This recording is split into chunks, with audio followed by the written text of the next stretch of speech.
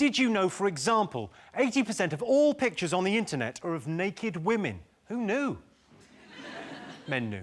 7% of Britons have got in trouble telling lies at work. In my experience, they get particularly upset when they find out you're not actually a doctor and that isn't actually a thermometer. And apparently the human heart creates enough pressure to squirt blood 30 foot. Isn't the type of thing you should write in a Valentine's card.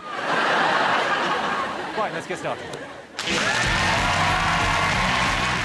OK, fingers on buzzers, one more thing to get. How else has America changed the world? So fast. The food. The fast food.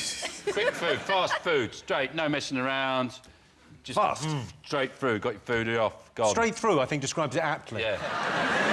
You live in Los Angeles, don't you, Russell? I do. OK, so favourite fast food joint? I really don't do that much fast food, but I'll go Mexican fast food, if anything. Del Taco, good gas. So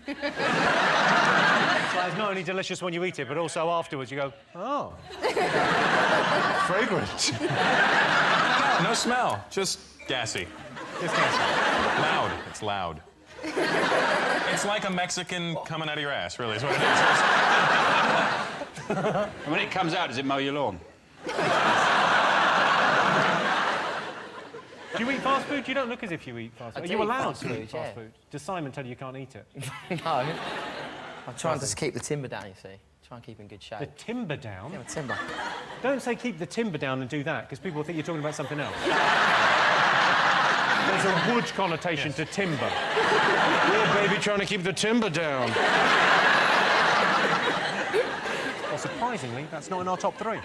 People criticise McDonald's, but if it wasn't for McDonald's, where else would we take a shit in the town centre?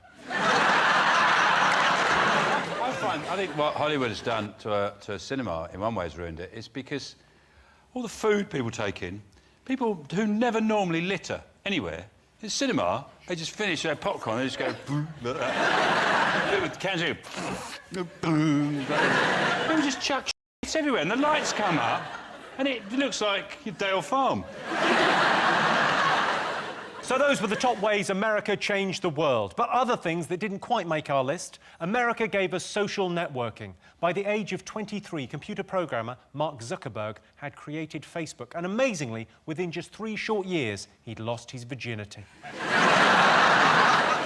Starting wars. America entered the Second World War 2 years late. Stung by the criticism, it's made sure it got in nice and early with every war since by starting them.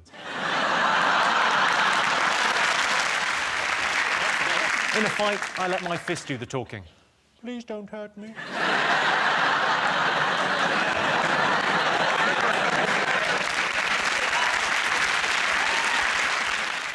Did you know, for example, 54% of blokes would tell a friend if they smelt bad? Sorry, mate, but I need to tell you something. I smell bad. 23% of women over 60 have had a one-night stand, and 40% have one nightstand.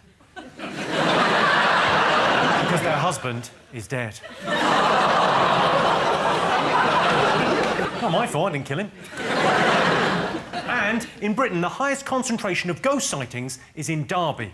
Pale, shambling figures with soulless dead eyes and scary faces. The people of Derby see an awful lot of ghosts. Right, let's get started.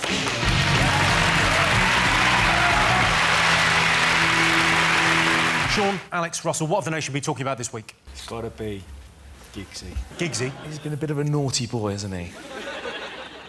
Yeah. Tell me, a bit of a naughty boy, I think it's probably an understatement. Yeah. What is interesting about the footballers, though, is they seem to pick up all their women via mobile phones. They either, like, send pictures or texts. They say, do you want to go out and have sex? And they go, yeah, all right, and that's it. There's no... What did they do? How did footballers get off with women before mobile phones? Pigeon. Yeah. Pigeon. Imagine that. Just drew a picture of their cock on a bank statement. Here's the bank statement, and that's what it looks like. I can't draw, so I got Rio to do it. Rachel, you're a huge Manchester United fan. Yeah, I am. Have you met Ryan? I have, yeah. As well as fulfilling my dream of doing timetables to music, I did some work for MUTV last year. Sorry, what was your first dream? Timetables to music, that's my day job. You may have seen it, it's on Channel 4. Oh, yeah. Yeah, so there you go.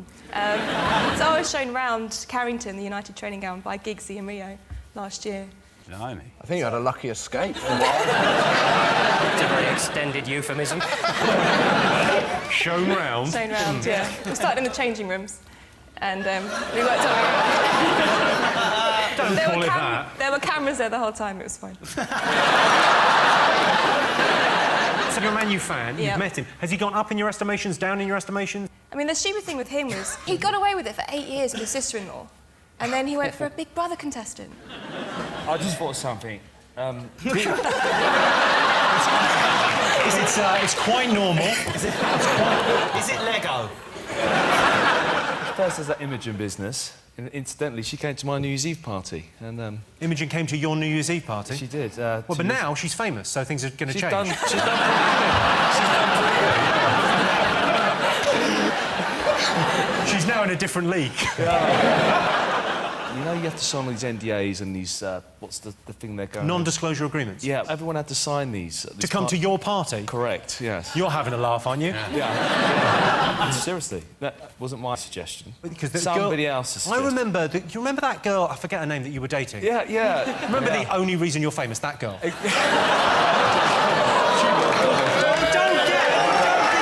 be nice to me. I will be nice. Okay. Jesus. I should have booked security. I might be tired. I know, all right. Don't cry, Alex. Jesus. Anyway, she didn't sign one, and she released on a YouTube of the exclusive footage of our party. And someone got very upset. I didn't care. Was it at your house? It was... that's a bone of contention now. I think I might be about to do my first joke as a team captain. So stay tuned.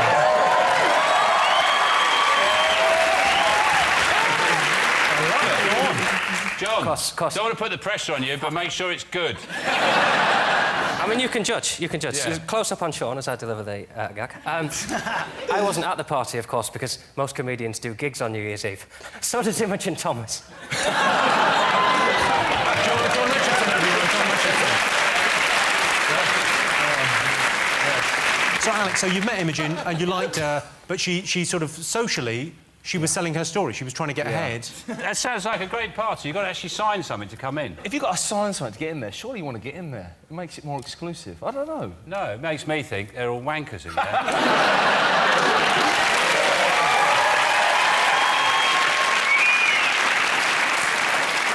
Do you see none of his sponsors give a shit? No one's dropped him. Like, I didn't know he was sponsored by Quorn. What kind of moral compass have Quorn got where they're going, well, if it didn't involve a pepperami, I don't care. I mean... Ironically, he's the one person who won't substitute his sausage for anything. You would imagine that, vegetarianism's not very sexy. They were probably slightly delighted to have the Welsh Lothario angle. I'd fuck anything, I will. No cutlet. They're talking about him in the papers as if they're saying, oh, he's sleeping in the spare room now. As if he's on, like, a camp bed in a sleeping bag. He lives in a mansion. He's in a massive... He's probably got a telly in there. I'm not... But, these people live different lives.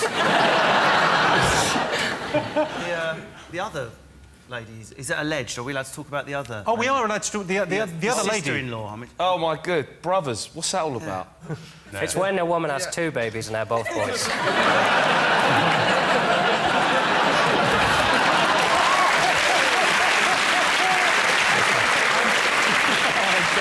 Shall we have a look and see whether Ryan Giggs is one of the most talked about things this week?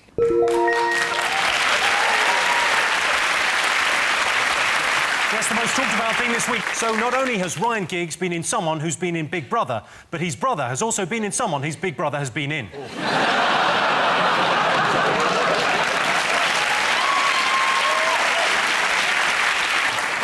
Ryan Giggs' mum, Lynn, is going to talk to Ryan alone about his affair with his brother's wife.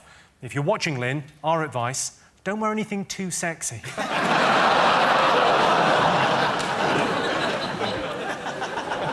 OK, John, Rachel and Josh, what else have the nation been talking about this week?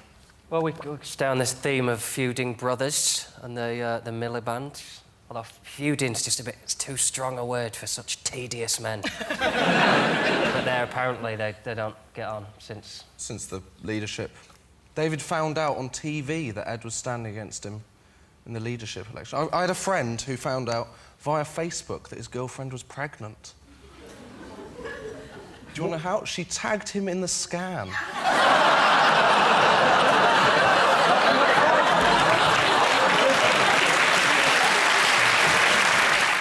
Faster trains Faster trains. between Manchester, Leeds and London. Manchester, Leeds and London. You're going the long way round, aren't you? Well, you know, they can't get the one that they're doing now on time, so are they going to make it an hour and 6 if they can't do it in 2 hours from Manchester to London? I'm quite happy with 2 hours to Manchester. I think you need a little bit of time to prepare yourself for going up north. Yeah. I don't like this fast train because I don't like being early. I'm going to... You know, because it takes an hour, you're going to be early, you're just going to be hanging about. Get a slow one, keep warm.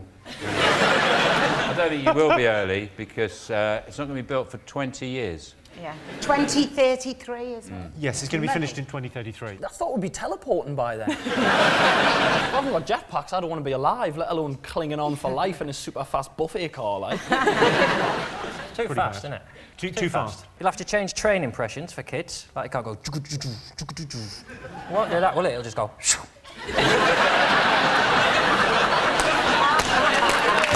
That won't be as good.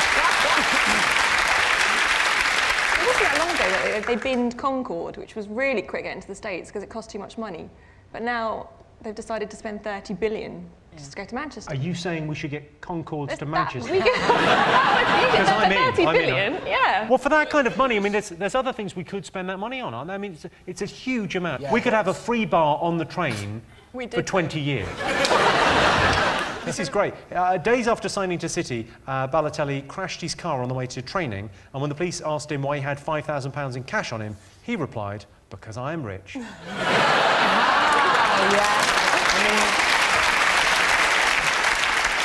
He's a lunatic. If he wasn't a professional footballer, he'd just be in the park shouting at ducks. It'd be nice for you to have some company. So Balotelli's girlfriend has said that she'll come and visit him in Milan because she said that Manchester was too remote. She'll change her mind when that new train track's built, Jimmy. They're all the supermodels will come crawling back when they can get to Towton in the Midlands. Coming back with their knickers round their ankles. Isn't that a phrase, though? You'll be back with your knickers round... Is that Tail in between your legs? That is definitely not a phrase. Is it not tail between your legs? I think it's in... John, I think it sounds better in the original Latin. Quest testos retonos per an inscription above a church. You'll be back with your knickers round your ankles. Oh, man.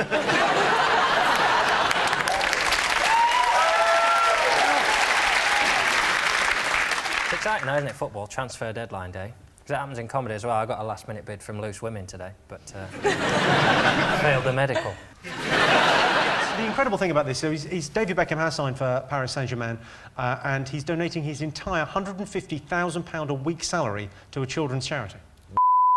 Is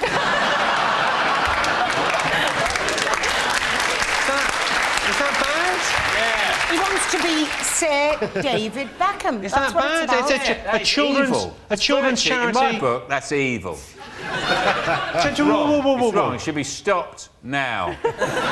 Stop him with his evil, conniving, giving money, all his wages to charity schemes. What the f*** he playing? Don't pretend that there's not a bigger agenda here. Say Exactly. something. He was obviously pissed when he said it. Beckham apparently is going to move into this mansion, and it's got a panic room, otherwise known as the library. Well,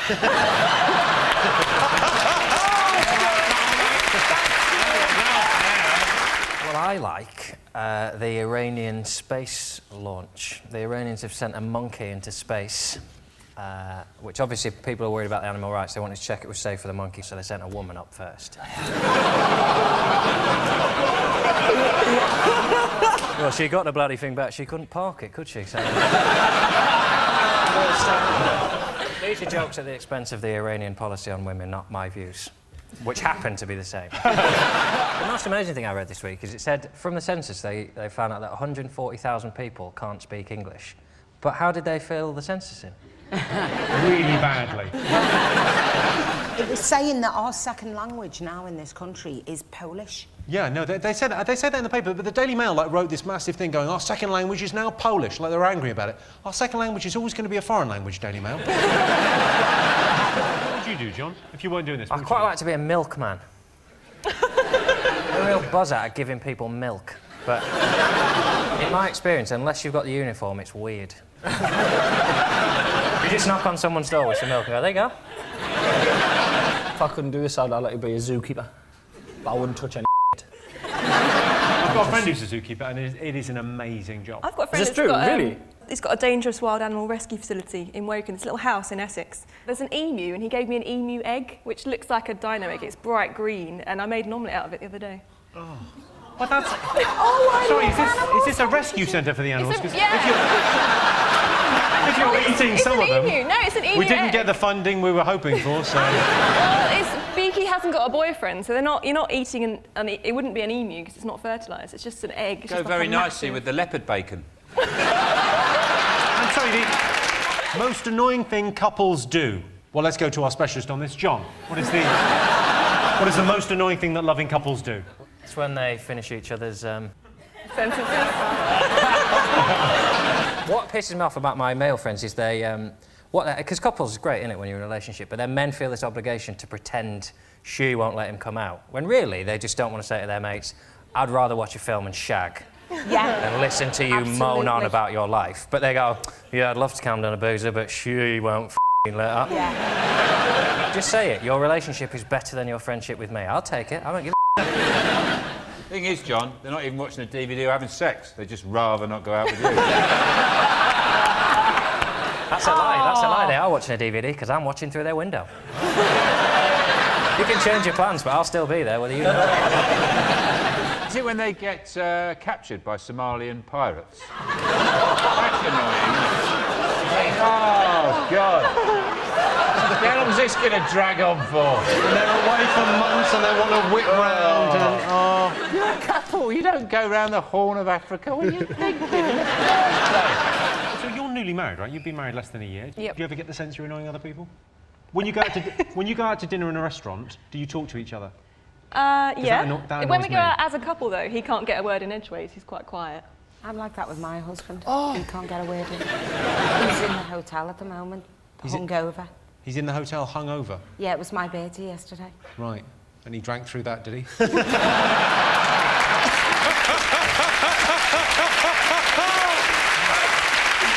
Sure he did, sure.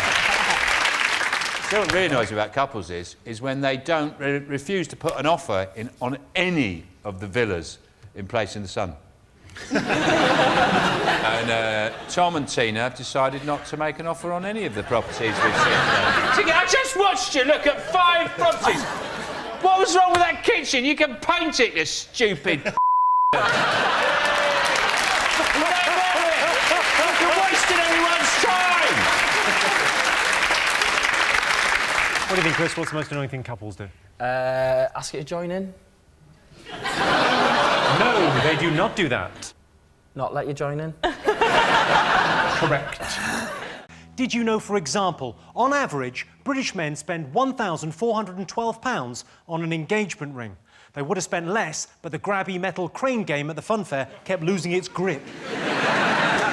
33% of Brits think Mount Everest is in Europe, which I'm guessing means it isn't. Bloody idiots. And 1 in 5 Brits has sent a racy text message to the wrong person. I once wrote an explicit text to my girlfriend's mum, but somehow I sent it to my girlfriend by mistake. Right, let's get started.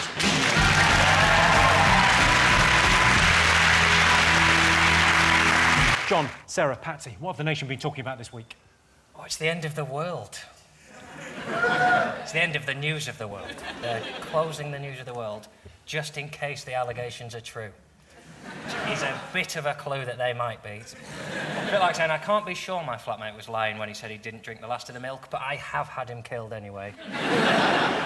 But it's good news, isn't it? End of the news of the world. It's always a bit dodgy when you walk in a newsagent and all of the newspapers have got the same story apart from one that's headline just says, look over there. The thing is, it's got to a point now where paedophiles watching this scandal unfold can take the moral high ground. What I did was wrong, but I didn't phone up dead soldiers' parents. You know, that's how bad it is, and I think that they had no choice but to get rid of the news of the world. No choice but for it to go. But what's odd is that none of the editors are being sacrificed. And it's a bit weird, these editors who said, I didn't know anything about this. It's a bit like a butcher holding up a leg of lamb and going, what, they killed a sheep? I had no idea! This is disgusting! Patty, now, you've been in the tabloids a lot over the years. Have the news of the world ran stories about you? Well, I stopped buying the papers about 15 years ago. Did you run out of money? Yeah, I did generally stop because you can't start your day like that, you know, because even if it's not true or it's got some semblance of truth, it's not, you know, it's not healthy. When it was famous people, when it was, you know, Sienna Miller and it was Jude Law, I think everyone sort of think, well, it's okay, that's the game that they're in. Yeah. When it's bereaved families Well, it's and the just families of soldiers, that's people awful. go, well, they can fuck off. The question is how far. Well, I think you put that very succinctly, and I can't really add to that, you know. So how pleased are you today is really what I'm getting at. I mean, it's, as you say, it's a dark day, I guess, for you know. It's a dark day for evil journalists. Jimmy, I mean, I'm trying to be, you know, diplomatic about it. I mean, it's awful and it's right, but, Don't be diplomatic, they shut it down. Fuck them. There's no news to do. Seanstein, what else have the nation been talking about this week? Kate and... Well, I don't know why they are, but apparently Kate and Wills have been in the news because they went to Canada. Yeah. What do you mean, woo? Well, the thing is that this country gets kind of semi-enthusiastic about it, but America go... I mean, it's crazy, crazy news over there. It's like the front of every magazine and... Huh? America and Canada are different. You sound exactly the same, Pet.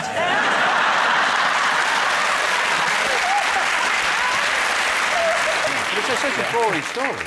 You've got the two most boring people in the world go to the most boring country. I'm sorry, but Canada is boring. Even their transvestites are women.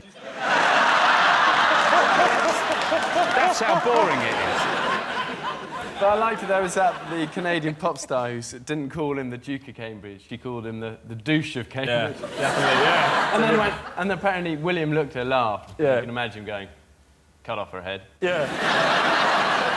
He's so dull, he wouldn't. What he'd do, he just goes, oh, I don't know.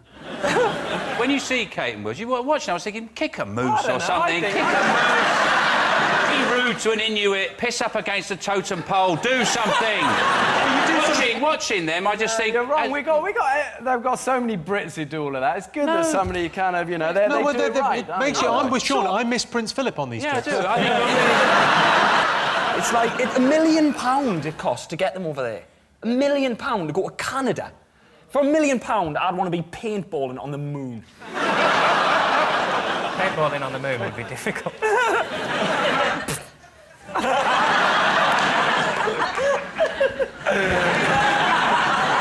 You spoil everything. They've had to make up stuff for them to do because them doing normal things. They went to meet a tribe called the Micmac tribe, which is obviously made up.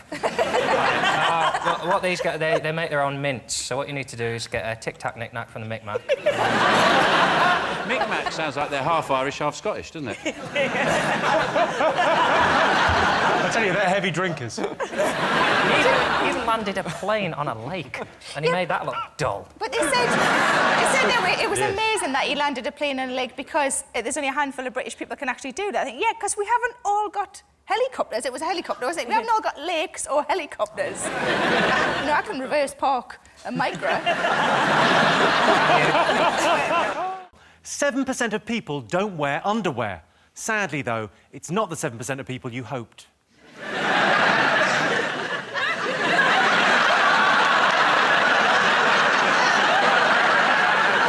1 in 4 British people have never been to Wales or Scotland, and those people are known as employers.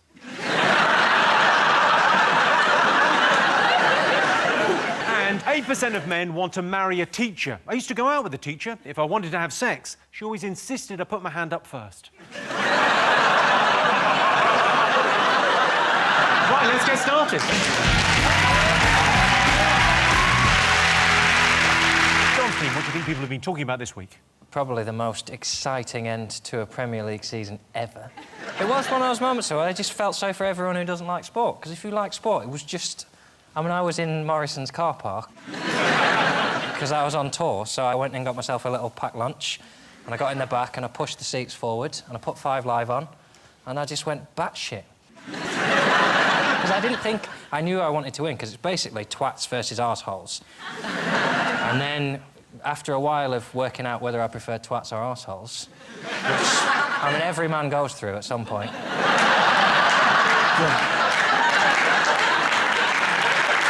I assume we all watched it? They said it was the most thrilling finale ever.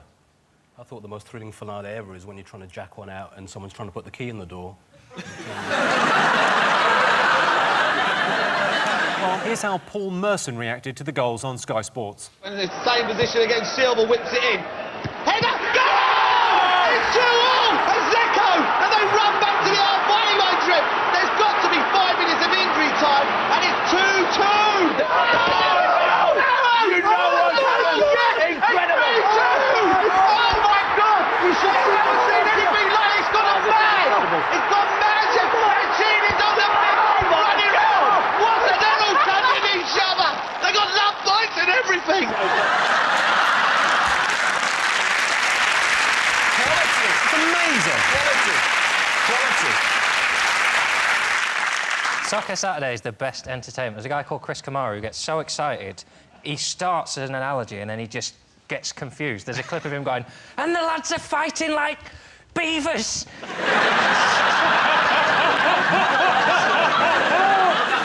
We're talking about this game, the Man City game, as being the most... It couldn't possibly be more dramatic. And I was thinking, well, it could be a bit more dramatic if, on the final whistle, once they'd won, a mysterious fog descended on the pitch. And then out of the fog came Mancini, and it turns out he was a pirate ghost. Like that. He was clutching the calcified heart of his virgin bride who was burnt by customs men 300 years ago. And Gary Neville goes, oh, my God, this is unbelievable scenes here.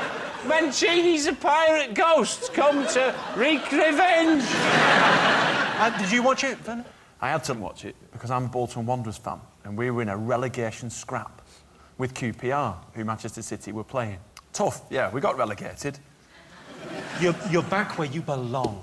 Why don't you come to the Reebok one day, Jimmy, me and you? I should go to the Reebok one day. What to buy trainers? It's in Bolton. it's a stadium. There was a man who walked out after 88 minutes and missed the best part of his life ever. And it makes me feel good that I think there might have been points in my life where I've left early and I just didn't find out, like my last girlfriend when she said, I don't think we should see each other anymore. If I'd have stayed, she'd have probably gone, unless we're husband and wife. Catherine, do you follow... No, it's boring. I get that you guys love football, and I love you for that.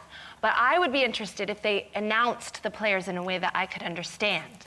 Like, instead of numbers on their backs, they could be like, and now Colleen Rooney's husband, and now Alex Gerrard's husband, and the guy who cheated on Cheryl Cole, followed by that dickhead who's Harvey's father, you know? And then...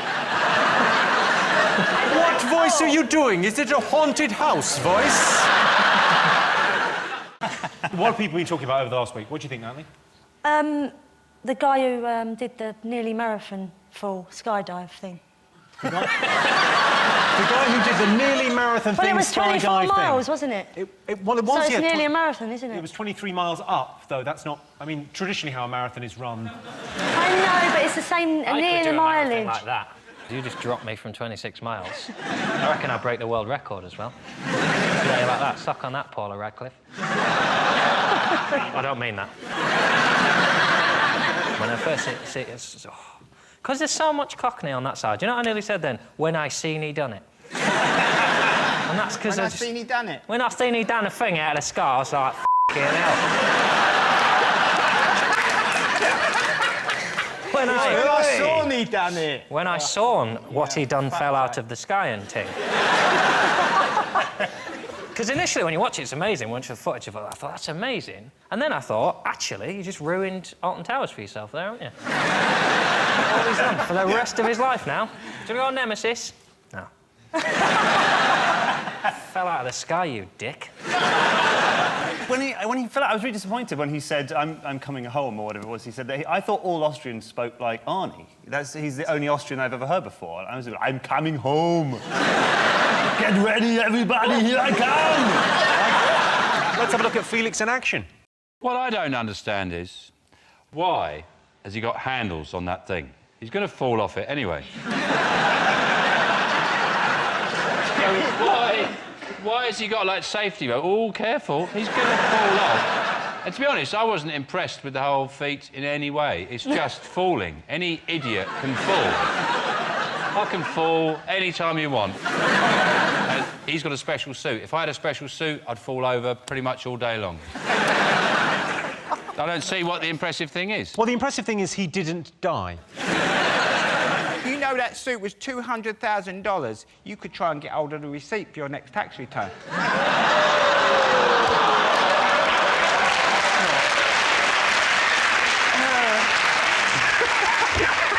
I'd have to wear it on the show. Hold, plenty more of that coming up.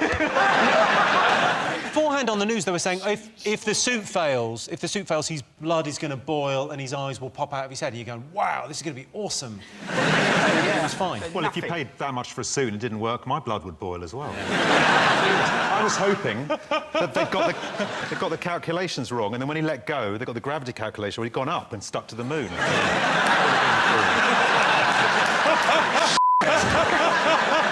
You should have had a better suit on as well. It should have had, like, big flares and go faster stripes on it. It should have had just written on the back, F*** off!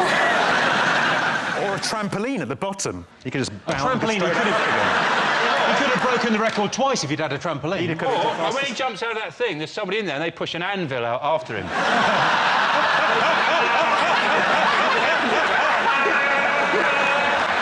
It's a race to the ground. I went to a coffee shop, I have to say it wasn't Starbucks, but a while ago, and the two people behind the bar having a blazing row, and I was standing there for a few minutes, and eventually one of them turned to me and said, "What?" I said, "I'd like a cappuccino, please." And they gave it to me. I said, "Oh, do you mind putting a little bit more milk in there?" And she went, took it, turned around to the milk frothing machine. I could see in the shiny thing... No, she didn't. ...dribbling into the drink. So she put it down. I said, "Did you just dribble into my drink?" She said, "No." I said, "I saw you in the shiny silver thing." And she said, "Well, what if I did?" Where was this? Which shop was it? It was actually at a motorway service station. Oh, well, you're asking for it, aren't you? It wasn't a Wild Bean Cafe, was it? No. Because don't break my heart. That just Wild Bean Cafe, gourmet on the go. Wonderful. If I do get married, that's where we're having our reception. They are one of the few places you can have a coffee and watch women getting their tits out. Those are mothers breastfeeding, please. In my one, where I am, there's like a thing there and there's all bushes on it, and when the breastfeeding mothers come in, you can just peep through the bushes like that. It's almost like they're saying, "Oh, go on, enjoy your coffee." Do you know that this is being recorded? Going out on television, it'll be seen forever, and you'll be known as Mickey Milkboob. Here he comes, Mickey Milk. And also, they do encourage crime because they put all the chocolate there, don't they? And then the woman turns round and looks the other way. As soon as I just say, "Oh, go on then." I think, though, that it's different. You know, a huge corporation like this. I mean, what I would say is, if you do go to a Starbucks, you know they do that thing. Goes, would you like your name on the coffee? You know they do that thing now. Just say, "Yeah, I'd like my name. Could you put the name of taxpayer on the coffee, please?" And then go, "Coffee for taxpayer." Just do that. Just keep doing that. Every time you go to Starbucks. Most people would rather host a house party than go to one. True or false? I don't go to many house parties. anymore. I go to a lot of fourth and fifth children's birthday parties these days. I don't have kids. I just prefer the food and games they play. I like all the stuff about parties. I like doing a big shop and putting loads of nibbles out. And then this is true, I genuinely realise I haven't really invited anyone. Because I don't really like people in my house. It's that bit when you go to text people and you just think, oh, I don't like you. I don't mind you, but not in my house. If I invite you, I'll have to invite him. Yeah, and you'll bring your girlfriend and touch each other and talk about it. Come to my house and fiddle in my conservatory, not on my snacks. You want to be in love, you stay at home and cater for yourself. Bloody travelling chef for your sex games. Don't put that on the invite, though. I had a party a little while ago at home. Did you? It was my daughter's second birthday. What it is with toddlers, your parents can't leave 2-year-olds, so you have to invite the whole So everyone you fucking invited family. had like a +2? Had a +2. So they can't get there. No, they can't get there. No, but when they're 5 or 6, they can be dropped There's a off. £5 for the cab. They can You've be got the dropped address. off. Why do people nick remote controls at parties? Hang on, I'll ask Mickey. I bet he has. Because you lose yours and you think it might work. Worth a go. Do you think you might have lost it? No, I've not lost it. Do what I do if ever I drop a piece of hash. Turn all the lights off and you get down on the carpet with a torch and you just go across the carpet. Mickey, they're going to take your kids away. 9 times out of 10, you'll pick it up. And the cheer that goes up when you find it is phenomenal. How many people are there? Sorry? How many people are there? Me, my mum, my nan. And this is all from 10, 12 years ago, you know, for insurance purposes. What is the latest you've ever left a party? It was my birthday recently, and I was out until 4 a.m.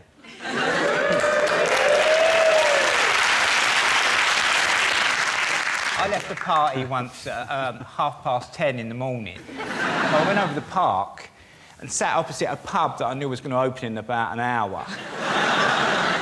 And then reached in my pocket and found a can of Stella. And ended up still drunk in this park, opening a can of Stella, waiting for the pub to open. Like that.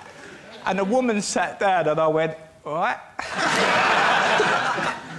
Your dog's quite nice, isn't he? And I realised I'd become a tramp in 24 hours. Did you know, for example, 85% of men are happy to cry in front of other people? If they're happy, why are they crying? 57% of Brits don't know their grandparents' full names. I do. It's Granny No Legs and Granny Prison. Right, let's get started.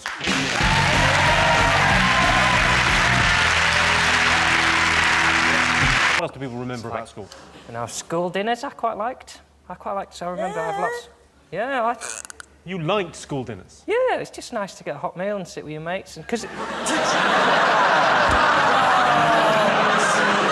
That's the...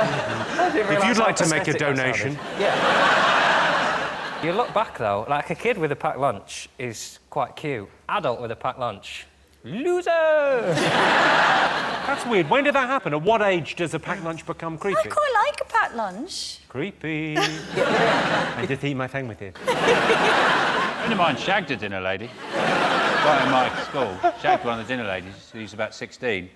And we said, Christopher, what do you mean? He goes, yeah, I've been shagging the dinner lady. He said, last week she took me on a narrowboat. She took him away on a narrowboat. And it was just shagging him on this narrowboat. And he said, and she takes some Polaroids, because we're talking in the olden days. Polaroids is the only way you'd get photos of that description printed. And there was a picture of her with her top off, right, and in foam, right, she'd written a big C for Chris in shaving foam over her tits. That's my favourite story there's ever been. The dinner ladies on my school wouldn't have got onto a narrowboat because of physics. The dinner ladies at my school were not, how can I put this, they were not DILFs. Yeah.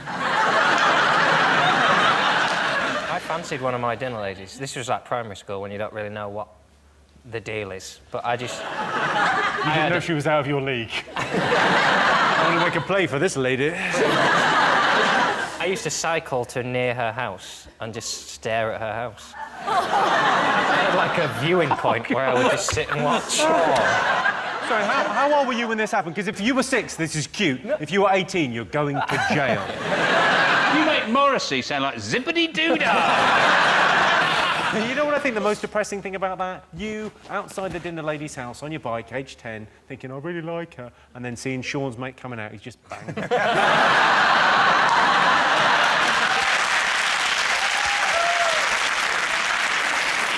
I can tell you that school dinners is not one of the most memorable things about school. It's vital that Britain's 14-year-olds eat well, because a healthy diet is incredibly important when you're pregnant. OK, fingers on buzzers. 2 things still to get. I remember exams. I once wrote the equation for quadratics on my wanger. On your what, sorry? It's Irish for book. Like, it's the state exams when you're 15. The person would follow you and stand outside the loo so you couldn't cheat, but they obviously wouldn't go into the... They wouldn't, like, stare at you while you were at the urinal. So I wrote minus b plus or minus the square root of b squared minus 4ac all over 2a on my actual pipe.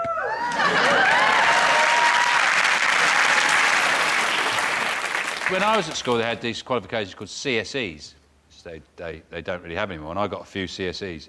And they're the most pointless qualification ever, because about 2 years after I got them, they just disbanded them. They no longer did them, which basically made them like money that's no longer legal tender. Like, if you went for a job and you say, I've got a couple of CSEs, they go, well, the government's acknowledged they're worthless. Having a CSE was equivalent to having a sticker saying, Sean done some maths.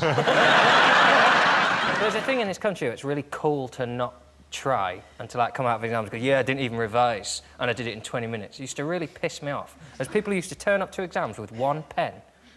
I used to think, what are you going to do? And they were like, they put their hand up and they went, can I have a pen because mine's run out? I should have said no. Lesson learned. Did you have the lucky mascot? No, just took preparation and revision. In between bouts of staring at a dinner lady's house.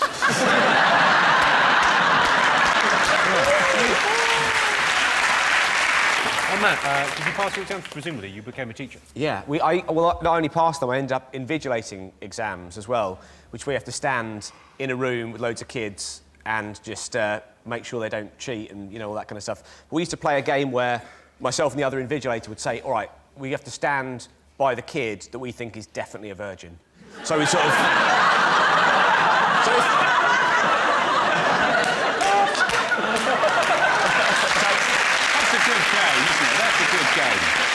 So you would stand next to the kid you thought was definitely a virgin. Yep. And then they would stand and we'd just look at each other and go... Is there a variation on this? So who else would you stand next to? What are the variations on the game? Who's got the unhappiest home life? Who's got the weirdest voice? Unhappiest home life? Oh, no. Jimmy... That is cold. Jimmy, you've got to understand... I think that's cold, and I'm me. Yeah. Let's have a look and see if exams are one of the most memorable things about school. Yes, indeed, exams. I got an A in history, a B in chemistry, and an STD in games. OK, fingers on buzzers. 1 thing still to get. I always liked, basically, school trips. I always thought the weirdest thing about school trips is that if, like, a 50-year-old man in a tweed jacket walks through a wood with 1 kid, the police get called. But if he's got about 50, no one does anything. I don't think teachers got enough credit for, like, because I remember you never thanked the teacher. The bus driver certainly never got thanked. He was just, this is Brian, he's driving the bus. Dickhead.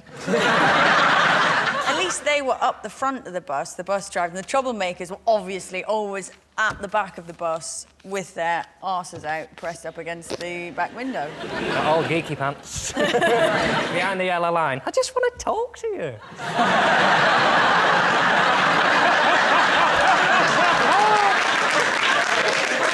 I only went on 1 school trip.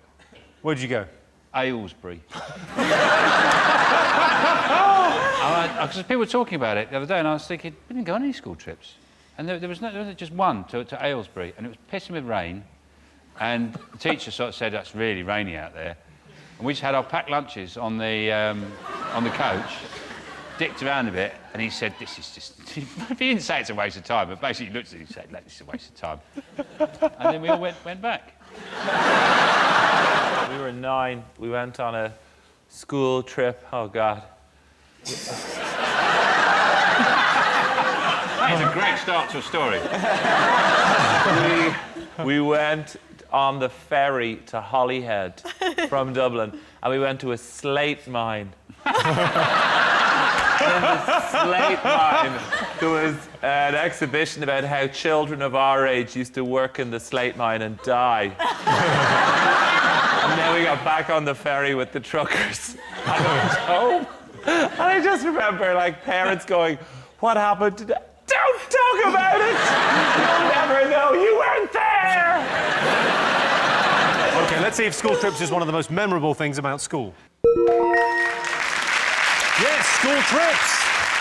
If you want to remember the dullest school trip you ever went on, just watch The One Show. Oh, look, Phil Tufnot at the Pencil Museum. So at the end of that round, Sean, David and Tim have 2 points, John, Lauren and Matthew have 1. Did you know, for example, 1 in 10 Scandinavians is conceived in an IKEA bed?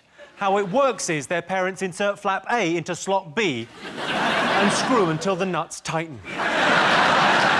20% of Americans think the sun orbits the Earth. Sounds bad until you realise the other 80% think it's towed across the sky by Jesus in a chariot.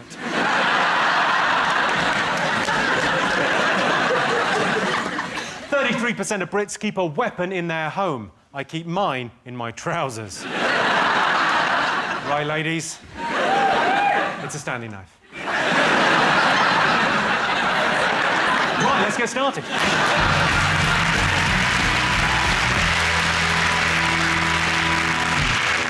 OK, fingers on buzzers. 2 things still to get. It's got to be MP's expenses, hasn't it? Oh, yeah. Yeah, oh, yeah. We're going to do that. We're going to go there. Yeah. I must admit, I was kind of on the side of... I kind of thought MPs pretty much, they're working a long time. Like Gordon Brown, taking crap all day, and he gets home and he switches his telly on and he sees Vernon Kay earning more than him. You're just going to think, do you know what, I'm having those Jaffa kicks. But there was a sort of divide, wasn't there? Because as much as people were upset about it, everyone started looking at themselves and what they get away with in work, and what we all do, which is basically as little as possible. So are you talking to the whole nation or just the Cockneys? No. I used to work in a furniture factory where we had a sleeping cupboard. We had a cupboard where you could go and sleep.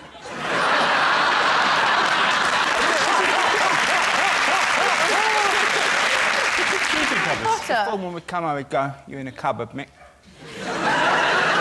And I would go and sleep in the cupboard for an hour. I have no idea why that company failed. Nothing to do with me. Lack of investment.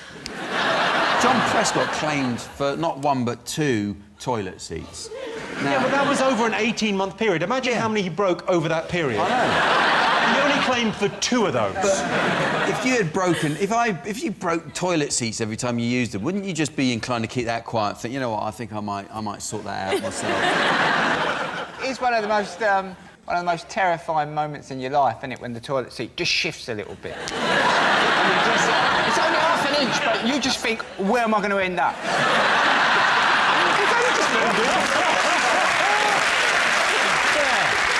Finally, someone empathising with John Prescott going, you know what, you need to get it fixed because it's terrifying. Can I just say, though, see, with the expenses, the thing that annoys me is the little stuff. That's what I think what annoyed everyone, actually.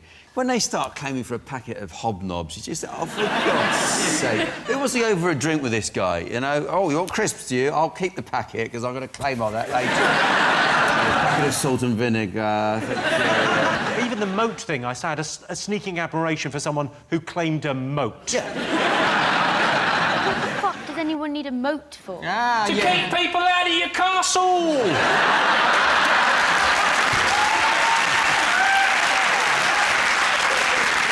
Can we have a look and see whether the MP's expenses is one of the biggest scandals? Of course. It's the biggest scandal of the century. The MP's expenses row erupted when details of their claims were leaked to the Telegraph. It's important to realise that not all politicians are thieves. Some are fraudsters, some are philanderers. Others are cheats, liars or swindlers, conmen or robbers. They're all very different. Did you know, for example, 14% of women say they can always tell when they're being lied to? And that's because all women are intelligent, perceptive, intuitive, and have you lost weight? The perfect slice of toast is 14 millimetres thick and weighs 0.44 grams per square inch. And that's according to a scientist who's apparently not aware there's still no cure for cancer. And only 3% of British women are naturally blonde. And that's a survey I conducted myself on the escalators at King's Cross. Right, let's get started.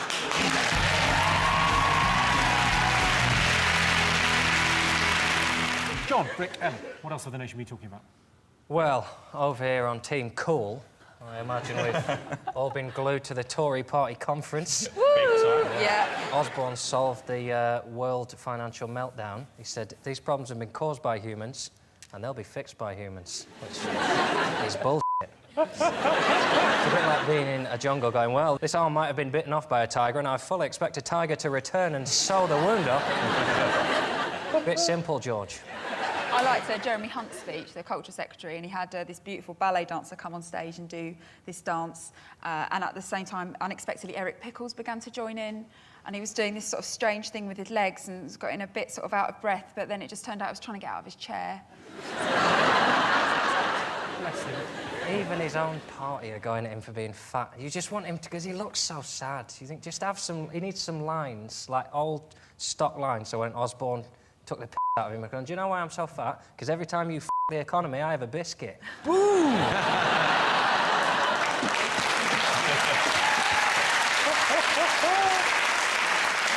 Worst thing about going to a pop concert?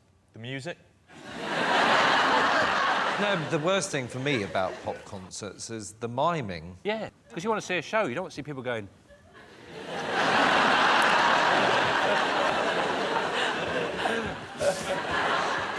Get on with it! Bloody sing!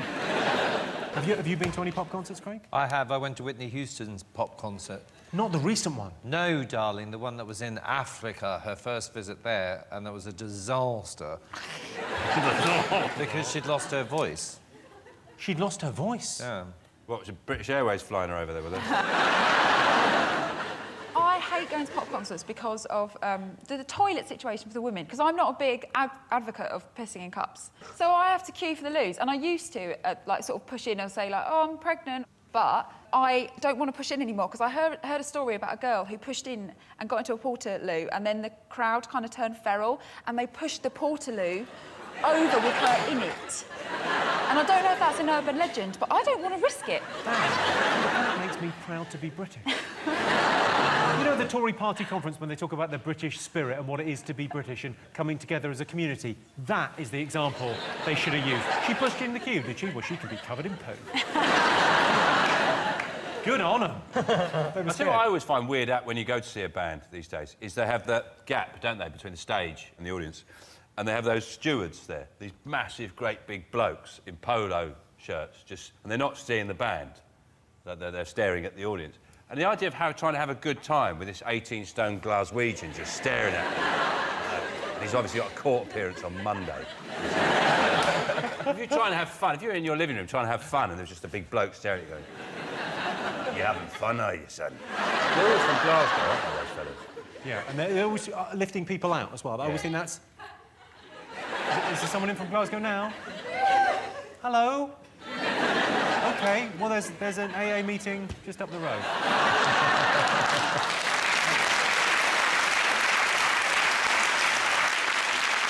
What else is the worst thing about going to a pop concert? The crowds, darling, the crowds. It's to do with the crowds. It's a very specific thing about... When there's a very tall person standing in front of you. That is exactly the right answer.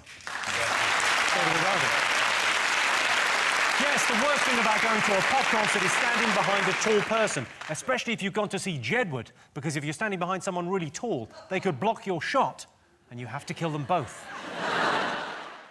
Did you know, for example, 9% of men have beeped their car horn at a girl in the street? Well, they're not called hooters for nothing. 23% of English men are overweight, and that 23% is hanging over their belt. And according to a survey, reading Mills and Boon books ruins your love life. Not true. You don't need to put the book down, love. I can work around it. Right, let's get started.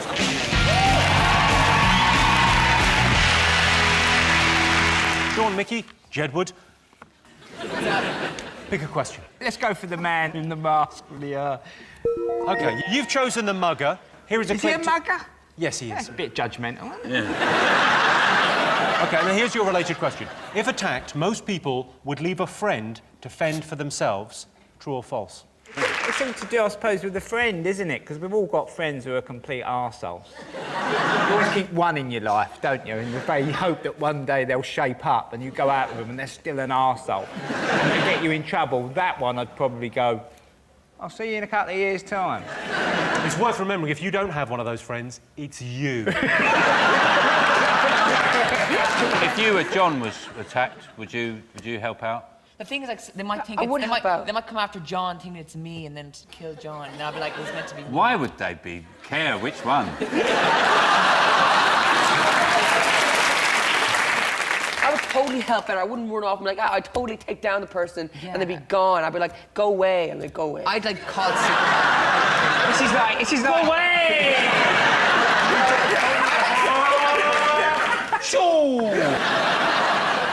John, if you were walking with a friend, imagine you had a friend, and well, because you live on your own. But if you were with a friend and you got attacked, what do you think? Yeah, if I had a friend, I would We're your fight to the friends. death to keep hold of it. It'd probably be me doing the attacking. Never leave! Okay, when the situation happens, okay, I'd know what I'm doing. Right now, I didn't know what I was doing, but I will know what I'm doing if it ever happens. Yeah, if you get attacked. totally. Yeah, if it's like in an alleyway, someone jumps out with a knife, you would know. Leave the area!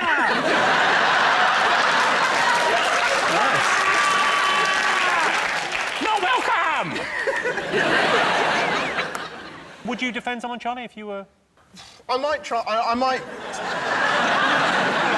might stick around and try and spark up a conversation with them, take their mind off it.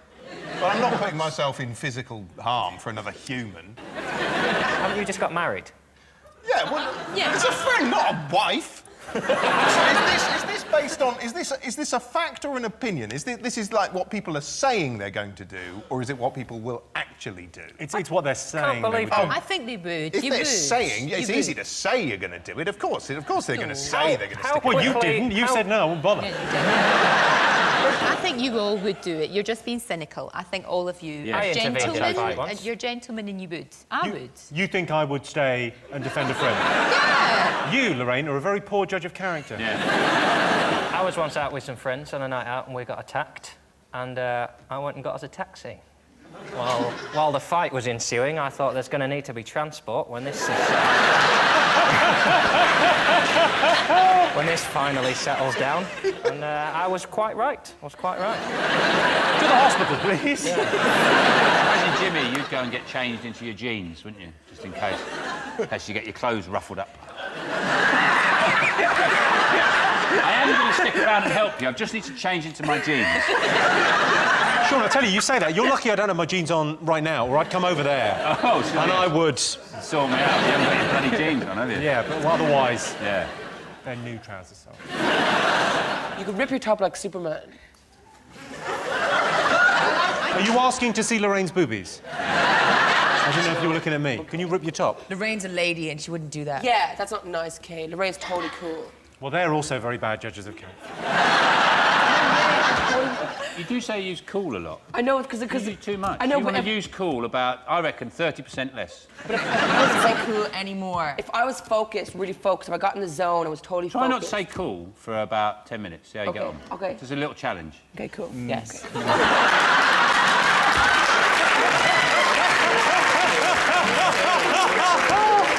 genuinely didn't mean that. You didn't. OK, so let's get the answer. So, if attacked, most people would leave a friend to fend for themselves. Are you saying true or false? False. False. Yeah, people would be good. True. True? True, because everyone's aware. Yeah, I think it's true. I can tell you, the answer is false. Yeah, only 5% of people would leave their friend to fend for themselves. In situations like that, I just let my fist do the talking. Please let me go. I don't like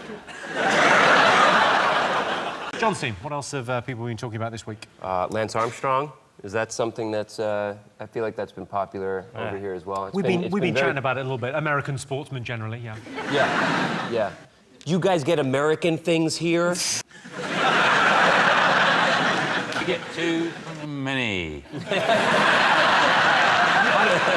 I'll be honest with you. Treat. You can have that back. Can I get a coffee? No, you can't get a coffee. You can have a coffee. You can only get a coffee if you bloody work there.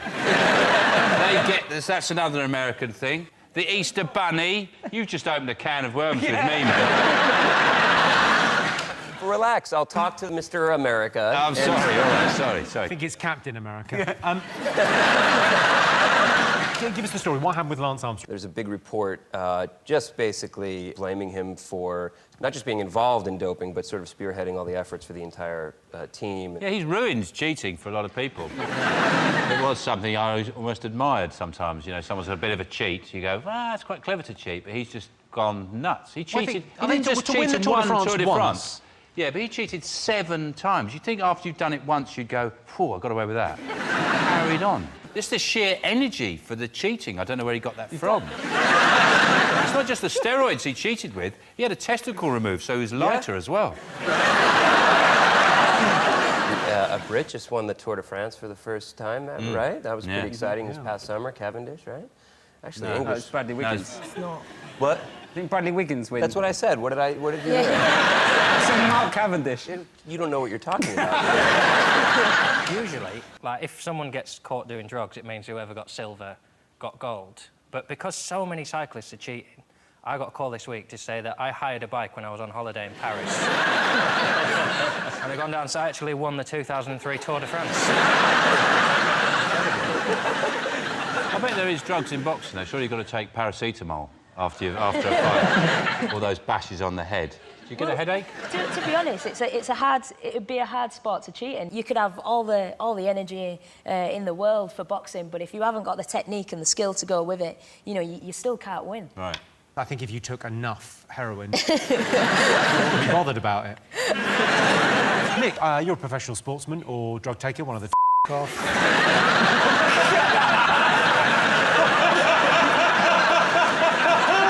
I think it's amazing. I respect him even more now that I know that he was doing drugs for 7 years. I did drugs once, and I couldn't leave my bedroom for a week. I barely had the energy to get up and piss in the Coke bottle in the corner of my room. And he's run it 7 times. I think that's amazing. Hats off to him. He was the guy that pretty much invented the charity wristband. What people don't know is it was just a tourniquet that had sort of slipped down. Let's have a look and see whether Lance Armstrong is one of the most talked about things in the last week.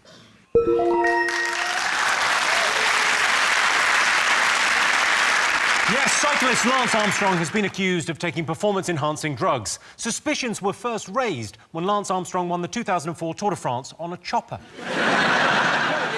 He's supposed to be there to talk about policies to solve problems. They had one policy that was interesting. Their policy on burglars. Yeah. They basically said, if someone now breaks into your house, you can attack them. See, I didn't get that, because on the one hand, they're saying, we really want Britain to be aspirational and we admire people who take risks and go out and get what they want. And then on the other hand, they're saying, shoot burglars. My parents' house got broken into while I was in it, and... By you? No. I was in it. How could I break into it if I was in it, Jimmy? It's no logic. Yeah. Just think and then speak, for fuck's sake.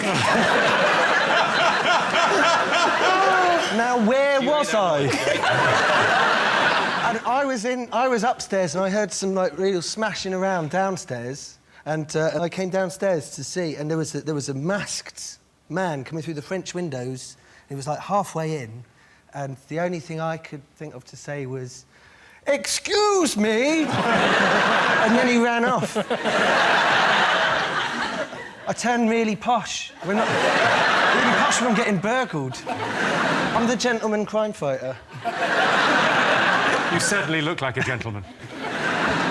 What I do, if I have burglars, I've got a burglar's outfit by the bed, and I dress up in it, and I go downstairs, and I go, there's nothing up there.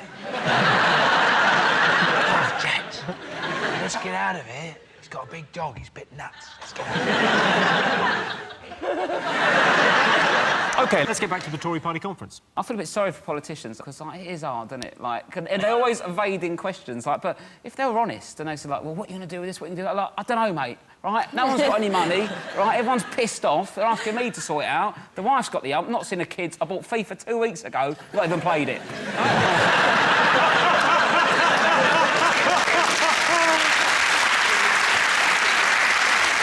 That's why you can never have Homeland in this country, the programme in America about blowing up the government, because everyone would want him to blow them up. You know what I mean? Just one series. Oh, he's blown them up. New series. We'll leave it at that. I think Homeland's kind of big here, though. Oh, yeah, it's pretty big, yeah. Pretty good. Yeah, we love it. Yeah, it's a great show. Massive Yeah, hit. it's good. It's a shame they couldn't have found an American actor to play the lead, but... Could you look sort of troubled, as if you've got a dilemma going on inside you all the time? Can you do that? Go on, Let me check. No, you look as if you're thinking about pie.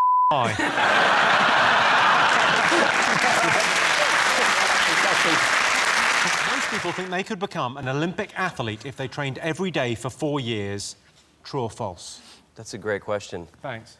I've been working on it, I'm really thinking about it. When did you take up boxing? I was 12, so that was a lot of years in the making. So I think 4 years of. It depends. It depends. If you've got a natural talent, then you might be able to pull it off. Well, thank you. I appreciate that. What do you think, Nick? Could you be an Olympic athlete? 4 years is loads, isn't it? 4 years is way too much to be training. Well, you think you'd go over the Olympic standard and just give up? You go, well, this is crazy, I'm too good at this. Then Jamaicans learned how to bobsled in under 90 minutes, didn't they? So...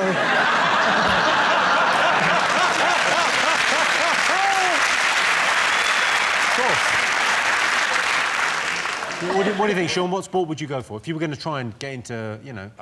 Olympic sport, probably pole vault. That's the one I've got the most natural skill at. It's the one I just naturally find myself doing. Just if I'm in a park with some equipment, I just find myself doing that. That's the one. It's your go-to. I'll just sort of go, I'll be like chatting around, sort of loosening up a bit like that, and I'll just pick something up and just find myself running and go, whoa. They make us do that at school, pole vaulting. To get in. They... bloody gates, would they? Sorry, you had to do pole vault. It was one of the things that we had to attempt to do.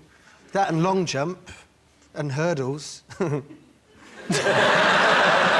the giggle on hurdles? Because I'm obviously at all of those things. Oscars? Yes, the Oscars. Were you excited by them? Not particularly, no. To be honest with you, I don't really like award ceremonies. Not because I don't win them, I just... Award ceremonies over the years have encouraged me to read, watch and listen to stuff that I could quite comfortably have avoided. There's loads of films, books, records that I listen to because they won awards and have wasted my time, wasted my life. Avatar, I'd never have gone to see Avatar, but it's won all these awards, I went to see it and... Oh, Christ. Really, it's like the best Smurf movie ever. It's just bollocks. It's just Oh, hang on, are you moving on to Mumford & Son? Mumford & Sons. People love Mumford & Son. Yeah, fine if they come round to paint your house. There's loads of them. They put up in their cheeky 1950s van. Yeah. But you don't want to listen to them going, oh, the same bleeding song over and over again. Why don't you cheer up? What's the matter with you?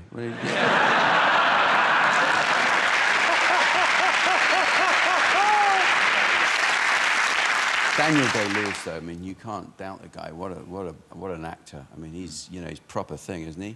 Well, he should have got assassinated. If he's really method, he should have got himself shot. I don't see why method actors are praised. People say, oh, that's the best way of acting, but because he trained to be a butcher when he was playing a butcher. But that's the opposite of acting. That's just becoming a butcher. I've been doing method for 10 years now. I'm actually quite a bubbly chap. But I can reveal now that I'm playing Jack in his upcoming biopic. Spent the last 10 years getting into role, and I think I'm ready. Do you think? It's annoying because I auditioned for that.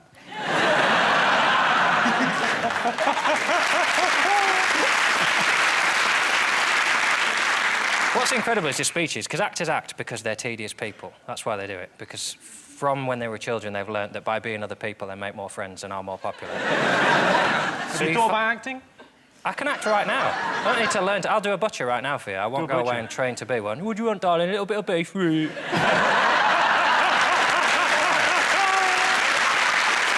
my favourite bit is when people talk differently to how they've been in any role. But the best one this year was Adele, whose speech really pointed out... This is a nice song, but you expect it to go, thank you for my house girl.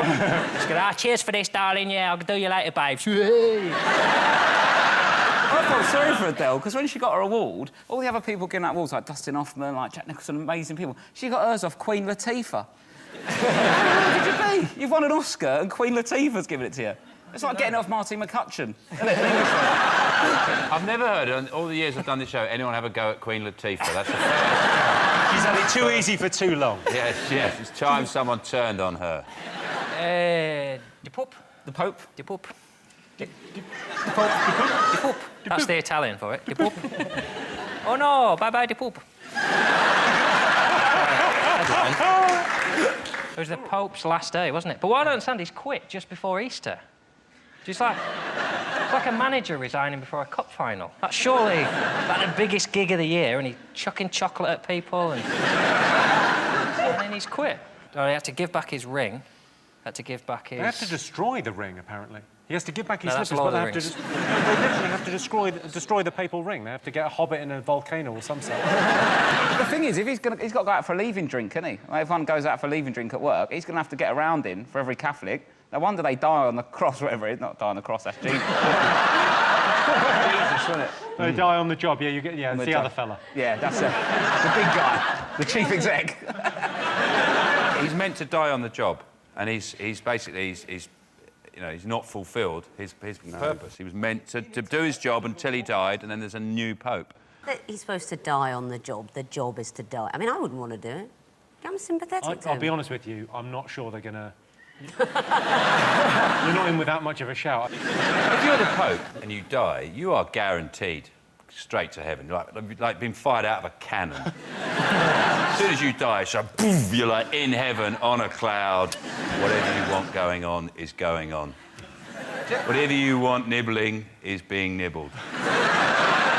He's got the better deal, though, hasn't he? Because as retirement, he goes into a castle in Italy with something like... Is it like 40 nuns or something? There's a little loophole where if you quit as Pope, you just get given a lot of nuns. Do what you like for a weekend, no questions asked. He's got a cinema in there, there's a swimming pool, and you can nun yourself to death. I wonder, you know, because he retired, do you think it's like in an office, you have to take... You get a box and put your things in it, you have to clear your desk and go? Because the other thing was, I thought this was very telling. This is very indicative of how camp the Catholic Church is, that he had to give his shoes back, the little red shoes he wears.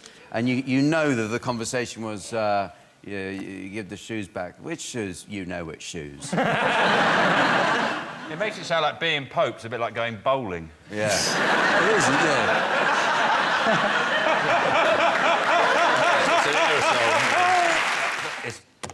I'll give you a clue. Horse meat again. Yeah. We're still talking about horse meat. It's just bloody horse meat and everything. I'm sick and bloody tired of hearing about it. Who gives a anyway? Yeah. You know, what does anyone expect? You know, I've always known it's horse meat. You know, you buy cheap burgers, you put them on the grill, they don't even sizzle. They just go...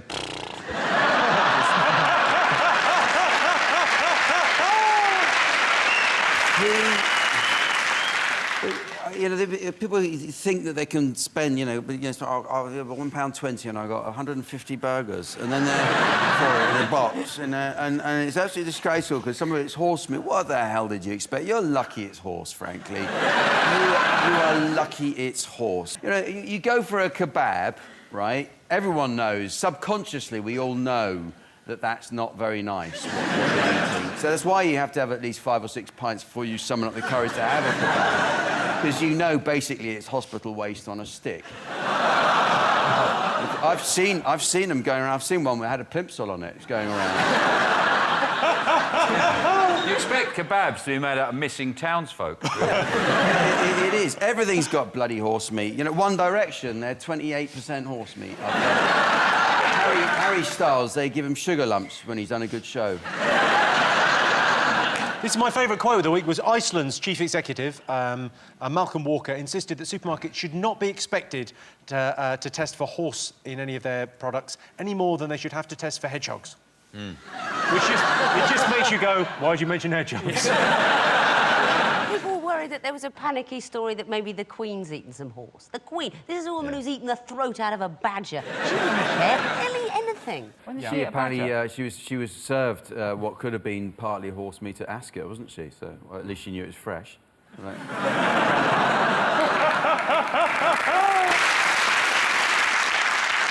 Would you eat a horse? No, I wouldn't. I was a vegetarian for many years, which is why I've not developed into a full-grown adult. I was going to ask about that. I'm so glad you've mentioned it. Yeah. No, I wouldn't eat a horse. I'm quite funny with meat now.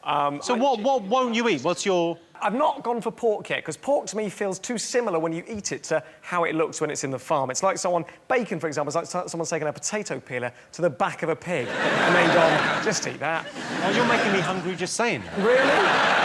That sounds delicious. I like the crackling when it's still got some hair on it. Oh, really? Oh, no. Yeah, but you mean that as a euphemism, you dirty self.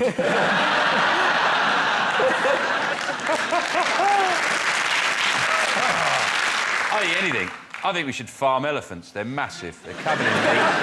I'd have big elephant farms. And I'm not talking about locally sourced, small, you know, independent producers. I'm talking about massive factory farms with tens of thousands of elephants in there, chained up, bred entirely for the meat. You could smell them in Inverness. It stinks. There are about 60 square miles just of elephants chained up. Tell you what, I've just thought. Their trunk, imagine the calamari. Yeah. You could get... Once I get elected, we're going to have elephant farms. Did you know, for example, 51% of kids think the world will be a better place in 10 years? And they're right. It'll be great, especially if you're a big fan of nuclear fallout and fighting for petrol with a spear made out of a human thigh bone. The average couple argues 312 times a year. It's actually 310 times, but try telling her that. Right, let's get started.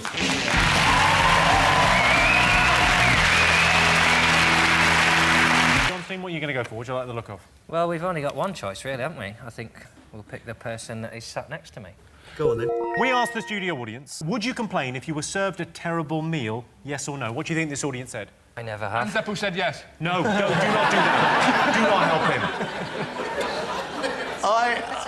I just look... Of course he put his hand up. God love him, he's happy just to be indoors. I don't believe people say that they would complain. I don't think people do complain over here in Great Britain. I think we're far too polite, especially in restaurants. You're not. Well, I'm very polite.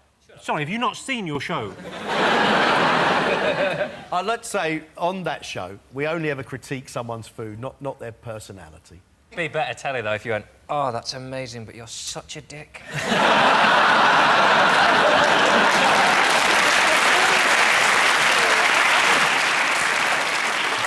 What's the worst thing you've had on MasterChef? What's the worst? I think we had a fella who happily roasted a quail beautifully and, for reasons best known to himself, stuck it on top of a chocolate cake.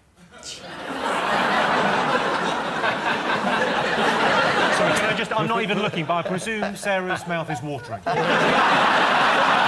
Sarah's going, finally, I can enjoy chicken. It's like Nando's and Thornton's. Wow!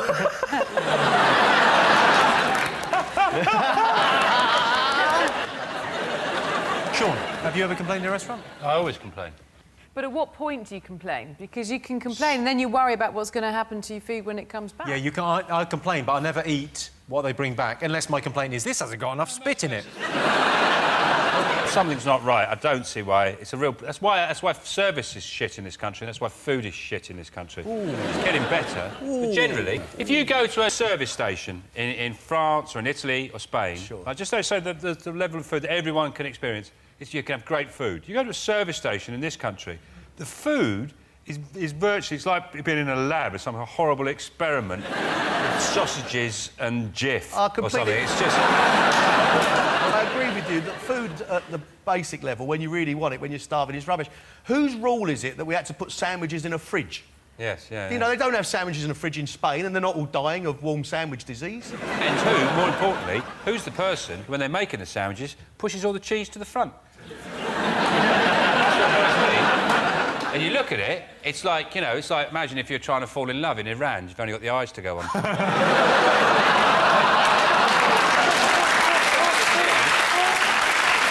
you think, there's loads of cheese in there, and then you open the sandwich, and there's just like a little cheese hill going down to nothing. I once bought a baked potato in a big food hall in Australia, and... You travel for lunch, don't you? I was in Australia and I bought, I can't remember where, and I bought a baked potato in one of those polystyrene things. I opened it up, and as I was eating, there was a piece of shelving bracket. L-shaped shelving bracket, I swear to God, in the baked potato. And I took it back to the bloke, and he goes, you know, that's nothing to do with me, mate. And I pointed behind him, and there was literally a shelf like that behind him.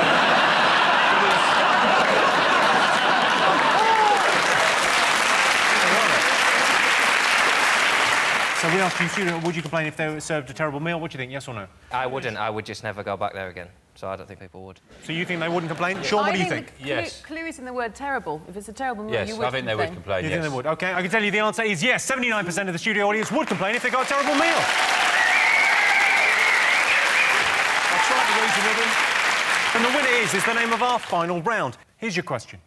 Best thing about living alone? John. What, mate? I'm never alone. Never alone, am I, John? No, you're not, John. You're always with people, John, yeah. John and John are going to have a good chat about you when John gets home. Seriously, learning to deal with spiders. That's it. There's no one else to do it. Generally, I'm a shrieker, but living on my own, I just thought... Because used to, if there was a spider, I would just move to the next room. And then, once you've used all the rooms, you got, right, we've got to learn how to deal with this. So spiders following you from room to room. Surely you can just keep going round. No, there's loads of them. Taunting him. Oh, so hang on, so one spider stays in the lounge, he's got that covered, and then you go into the bedroom, you're right there for a few months, and you go, hang on, he's gone in the bedroom, we'll send another one in there, but you stay in the lounge. They're like a SWAT team clearing terrorists. Clear! Where's the next one? Clear! What do you think the best thing about living on your own? Ross? It's the freedom to pleasure yourself to something weird like songs of praise and... And if you live with somebody, then... let's say you died in the act, then if you live with somebody, they'll find you straight away, and that'll be embarrassing forever for your memory. And if you live on your own, then by the time they find you years later, your rotted corpse or whatever, you know, songs of praise will have finished, and they'll just find a pile of innocent dust next to a box of tissues and a single white glove. And you will look like a snooker ref who died of a cold.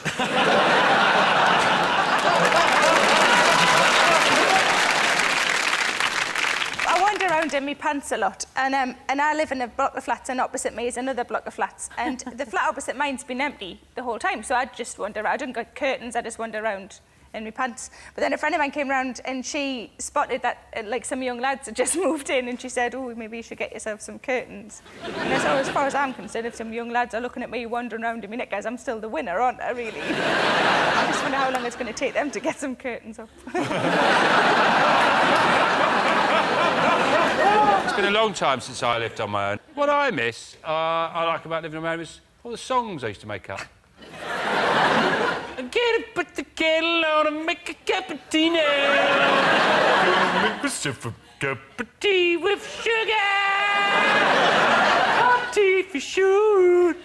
Shall we have a biscuit? Yeah, yeah, yeah, yeah, yeah. Those songs.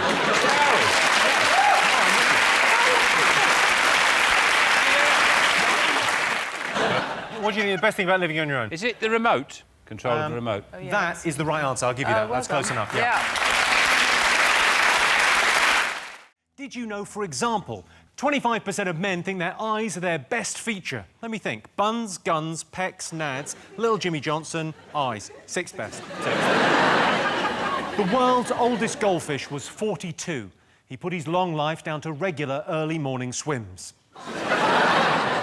And the average life expectancy in the UK is 80 years. Does not include Scotland. Terms and conditions apply. Right, let's get started.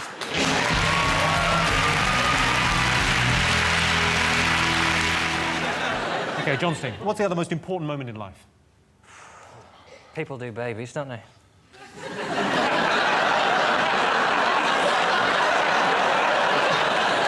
You made it sound like litter. I think the only reason I want to have kids is so I can look at other people's without being accused of being a paedophile.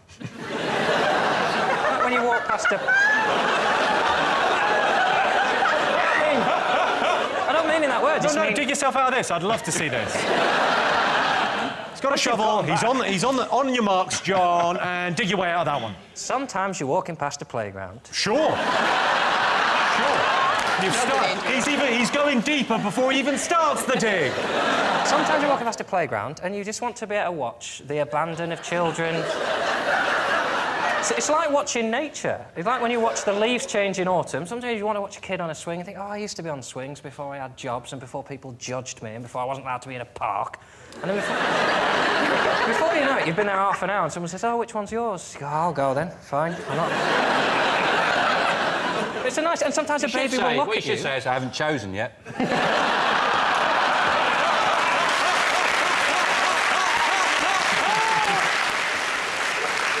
Dr. Christian, anyway. Is there anything that we can do to get John chemically castrated? You haven't got kids? Absolutely no desire to have children whatsoever. Yeah, you can't... They just linger too long, and you can't have a life. They do linger, don't they? Yeah.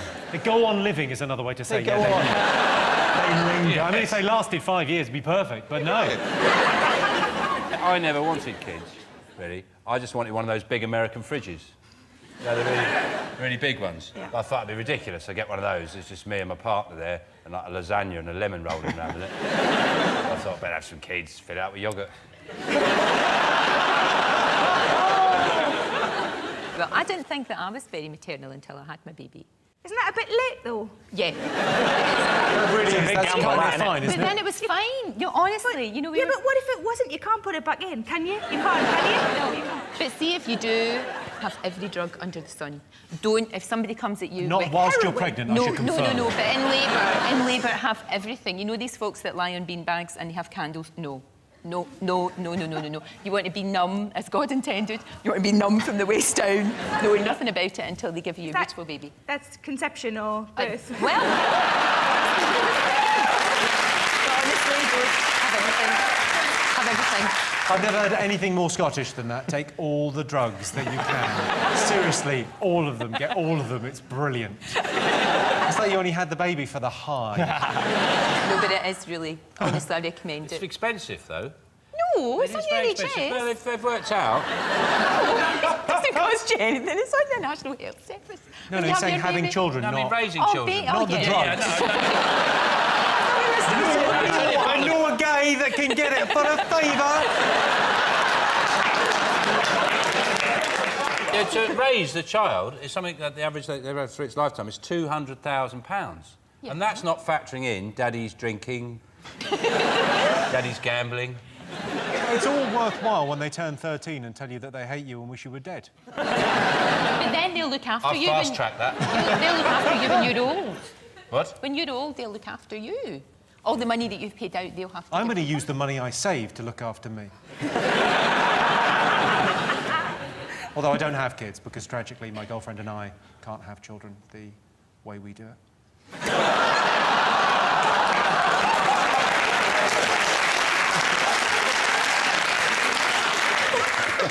Let's see whether having children is one of the most important moments in life. I have a feeling it will be. Yes, of course. Number one. Yes, having children. Doctors warn women should have a baby by the age of 35 to avoid the risk of being deafened by their ticking biological clock. 15% of prisoners are on drugs. How do they get hold of so many drugs in prison? I guess they're smuggled in by some arsehole. Yeah, bum jokes still work. Good news. The average Brit spends 121 hours sitting on the toilet every year, which is about 20 minutes a day if you can work it out, or 40 minutes a day if you can't work it out. And Mexico City is the worst place in the world to be a commuter, especially for me. I work in Shepherd's Bush. Right, well, I can't put it off any longer. Let's get started.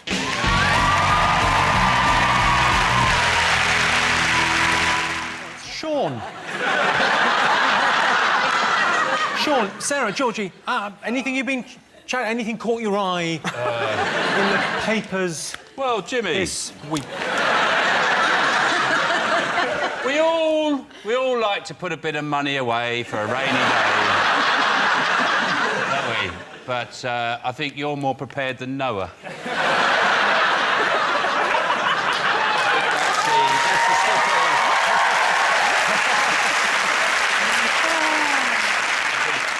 I think you've grabbed a few headlines this week. In fact, when I heard that you were on the front page of the paper, to be honest, I was expecting a lot worse. I was expecting to see, like, one of those white police tents in the background and a copper holding your laptop in a see-through carrier bag. So I was quite relieved when I found out what it was really for. On the plus side, at least you've been in a top 5 list of something.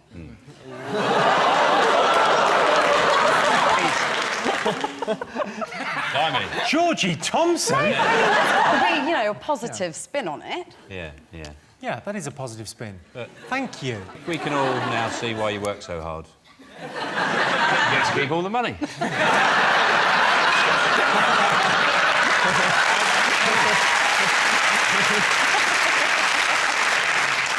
But you've apologised, haven't you? You've apologised today. I have apologised, Sean, and in my defence... No, I got nothing.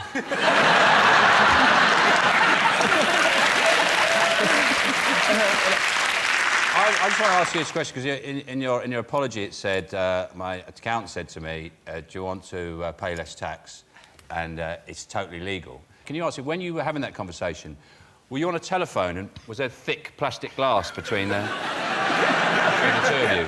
Did he have like a sort of boiler suit type uniform? And a very sort of brutal haircut? Because the best accountants, that's where they are, in jail. Your money was in Jersey. Did you just go, like, on a holiday once and think, this is lovely? Probably just going to leave some stuff here. You know, like at my boyfriend's, I've got a hairbrush. You know, that sort of thing. Yeah. No, I don't think that's the case, is it? No. I can neither confirm nor deny. You know what, though? You know what? OK, now, this is me getting political. Shit. Now, well, sort of. There's no essence. I mean, what Tony... No, it's not Tony Blair now. It's our Prime Minister. You know what? You are near enough. No, it's Nick Clegg, and what's his name? What's his name? He's so nondescript. Wanker. Let's call him Wanker. OK, there you go. Now, for him to say it's immoral, I mean, I think that's a bit wrong from him, isn't it, really? I mean, you know, talking about moral... I know. What have I ever said about David Cameron? Exactly. And the fact is... Literally hundreds of things every week. Absolutely fair enough. If they hadn't made that law, you know, they made it for them originally, you see, so it's all right for them. It's just not all right for the common man. Do you know what I mean? I don't think anyone is thinking of me as the common man. And also, and then they're saying about, you know, you're going to take Gary's OB or MBE away, you know what I mean? I mean, at least he gives us pleasure with his song, You Make Us Laugh. What do they do when they rape us for our fucking tax? Nothing. They make us cry. Do you know what I mean?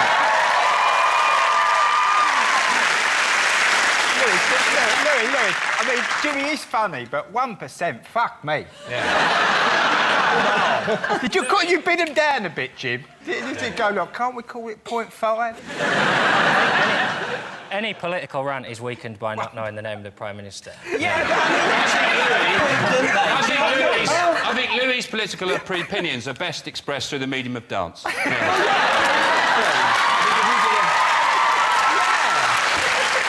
yeah, so... here we go.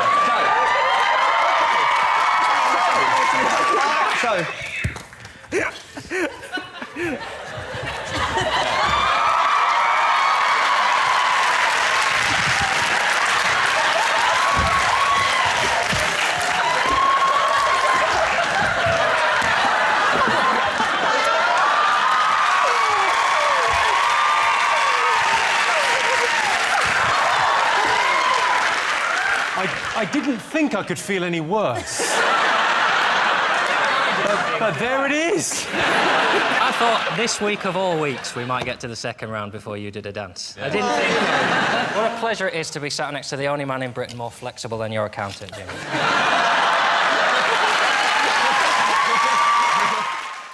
Did you know, for example, 31% of men say they have a bucket list of things to do before they die? Number 1, find out where that smoke's coming from. 12% of British people have a friend with benefits. I've got a friend with benefits. She's on benefits. And 27% of people believe in reincarnation. My uncle died and came back as a woman. I say died, he went to Thailand. Right, let's get started. The Labour Party held their annual conference in Liverpool this week. Ed Miliband has admitted to some of the mistakes the Labour Party made when Gordon Brown was leader. Mainly that they had Gordon Brown as leader. Fingers on buzzers. I think it's that footballer, Tevez. Am I saying his name right? Yeah. Yeah. What about the footballer Tevez? I really don't know anything about football, but I think You don't need to say that twice. He's really expensive, and he refused to go on in some big match. And there was some sort of row, and you saw him being like, well, I'm not going on. Which I kind of liked, the kind of thought of like an obnoxious, because I love an obnoxious pop star. You know, like it's the pop sort of stars thing that make people Axl wait. Rose would do. Yeah, I love that, like not going on yet. Axl Rose shouldn't have to go on because he's not a footballer, so... It's a good point, well made, Sarah. I can't argue with that. If you're on £200,000 a week and your boss says, you won't do half hour for us, would you? Yeah, exactly. You can't really go, no, I don't want to today. I'm not really asking. Can you go and definitely do... I don't see why he's still here. He's been in the country 4 years and he wants to leave. That's his big thing. He didn't want to play because I don't want to be in the country. I want to go home. I can't speak any English. I've been here 4 years. The only words he's got to learn is like kick, goal. Like the Spanish for goal is goal. The Spanish for football is football. Like, it's not like we're asking him to learn Sanskrit. He also said it was a miscommunication, didn't he? He said it because what he actually said was, OK, boss, where do you want me to play? But because of his accent, it came out like, I fucking hate Man City. You can piss off, shove out your arse, you piece of shit. That's an accent thing. Yeah. It's just a dialect. Well, because it's from the What he Catalan actually region. said was, "Ke." Do we know why he didn't go up? Like, why he just refused? Was it just... Had he just realised that football's a bit shit? Okay, thanks, love. Just one, like, fucking yes. Finally, someone said it. If you look at Tevez, though, he's a very unfortunate-looking chap, isn't he? He does. He looks like Shrek's ugly mate, doesn't he? I refute that. Let's have a look. He's a great-looking guy. In fairness to him, that was a very sunny day. His flash is still strong. I like it. It's still strong. Just as well he didn't go on, to be honest, because in that picture I can see he's already broken pretty much the rule of football. This is good, you see? I scored a goal! He's attention seeking, isn't he? Let's face it, if you're gonna go to a football match and sit on the subs bench, you're probably gonna go on, let's face it, you've got to do that. And then he just says no. He's obviously an attention seeker. You think he's an attention seeker? Yeah.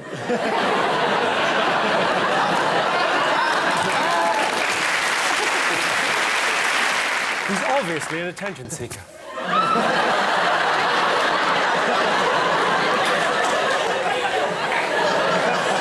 It's the most attention-seeking sort of thing I've ever bloody seen.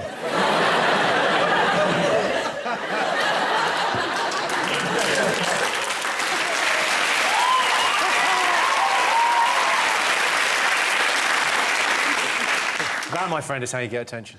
Let's have a look and see whether Carlos Tevez is one of the most talked about people this week.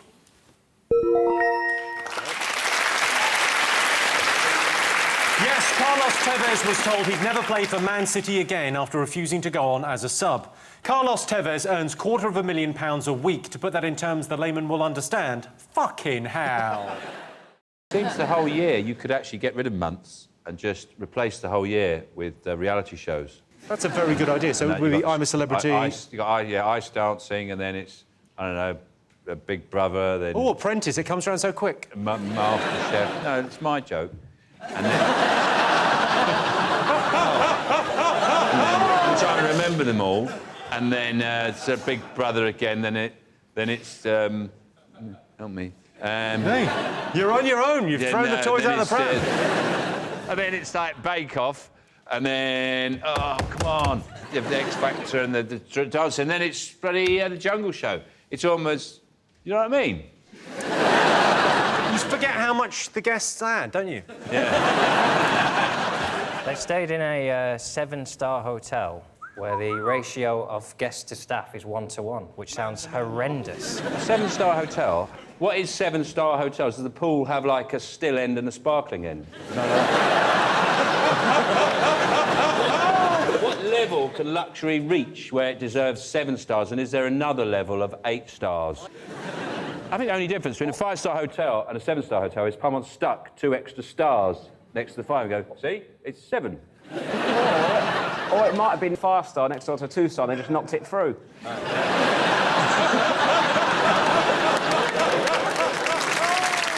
Good. I like the idea that the minibar, you open the minibar and there's a little dwarf there with a towel. What can I get you to drink? He must have a big coat, though, because he must get freezing in there if he's in a fridge all day. No, he comes up like Batman. He comes down on a pole from a warm area above the fridge. So there's a warm area, and he slides down when someone opens the door. But how does he know that you're opening the door? He just sees it. Well, it's when the light comes on, he just goes, He's clinging on in the sweaty, hot room above. And then when the door opens, drops straight down. There. What do you want to drink, sir? When are you doing Strictly? Have you done Strictly or are you doing it? No, never done it. I'll do it if you'll do it. Oh, yeah. I'm going to wait till after the career-defining event. I might have to go in the jungle first to win back public support. Jimmy, you'd be lucky to get on the coach trip.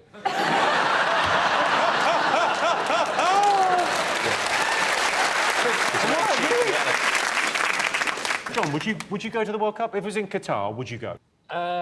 No, I wouldn't, no. I like a drink, and if I've had a drink, something homosexual might happen, and that's 2 risks that I can't take. Sorry, just talk me through that again. So you like a drink, I know you like a drink, and if I've had a drink, something homosexual might happen. I can't... No, I like a drink, but I'm normally pretty sure. You're saying you can't rule it out? I can't rule it out, can I? Just saying, if England win 3-0, and I've had a few pina coladas, we get back to the hotel, there's a jacuzzi. I don't want to end up in prison for having a good time. Why are you looking right at me? Top Gear? Top Gear, yes. When you Google Jeremy Clarkson, it genuinely says, people also searched for Jeremy Kyle and Piers Morgan. I think that says everything you need to know about him. No, but I think the thing about him is you have to say, you have to admire how good he is at his job. Because he can say virtually anything and they can't sack him. That's how good he is. Well, can I ask a question? How are the ratings? Amazing. Really? I think it's the #1 show in the world. Well, there you go. Yeah. So he's going to say whatever he wants. He could have a on Mary Berry's cake tin. And they go, oh, sorry, I didn't realise. I thought it was I didn't realise, sorry. Oh, God, what am I like? Cheryl Cole was accused of miming on X Factor, wasn't she? Yeah. It's a big scandal. I don't think she was, though, because she put out a very strongly worded statement in which she said...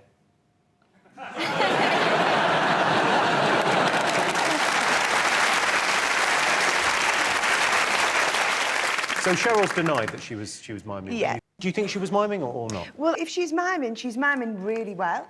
And if she's singing really well. And I think she's probably better at one than the other. Hey, we've all seen her sing live. Didn't we? At the Queen thing? The Queen's Golden Doodah? Well, no, there was another... I've seen it sing The Queen's Golden Doodah? Did you not know the Queen has a golden doodah? She was on Embarrassing Bodies. They did a royal special.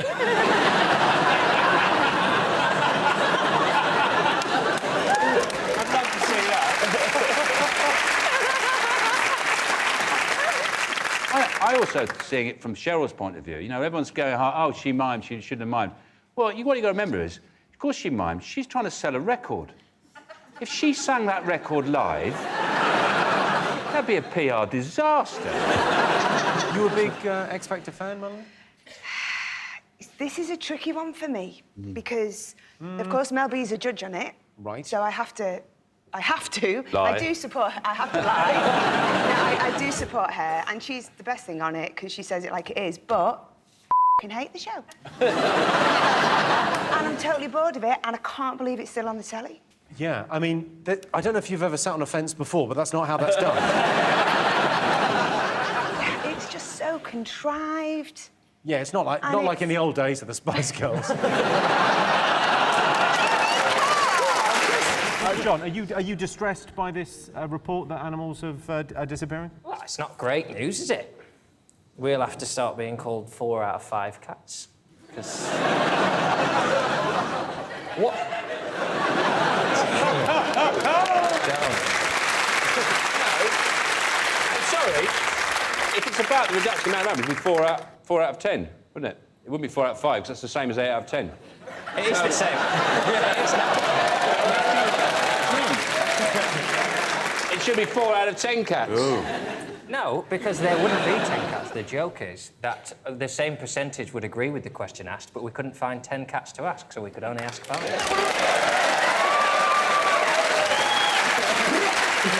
So, North Korean leader Kim Jong-un has suffered 2 fractured ankles due to excessively wearing Cuban heels to look taller. So we asked our studio audience, would you suffer pain to look good, yes or no? So he was wearing Cuban heels to look taller. You're not paranoid about your height, are you, Sean? No. No, No, because I'm exactly 6 foot. How tall are you, John?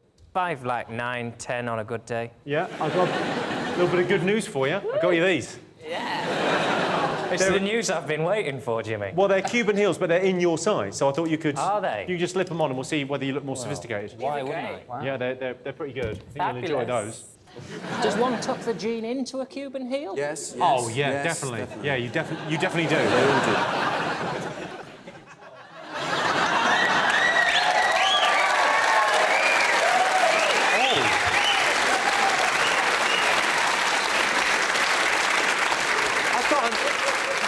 I've got a newfound respect for you, John. I just think... Can you go into the middle, or can you just stand on the... Oh, sure, I'll stand on the glowing light in case I don't look like enough of a bell end back there. I made a doc about a shoemaker recently, and he's been making shoes for 50 years.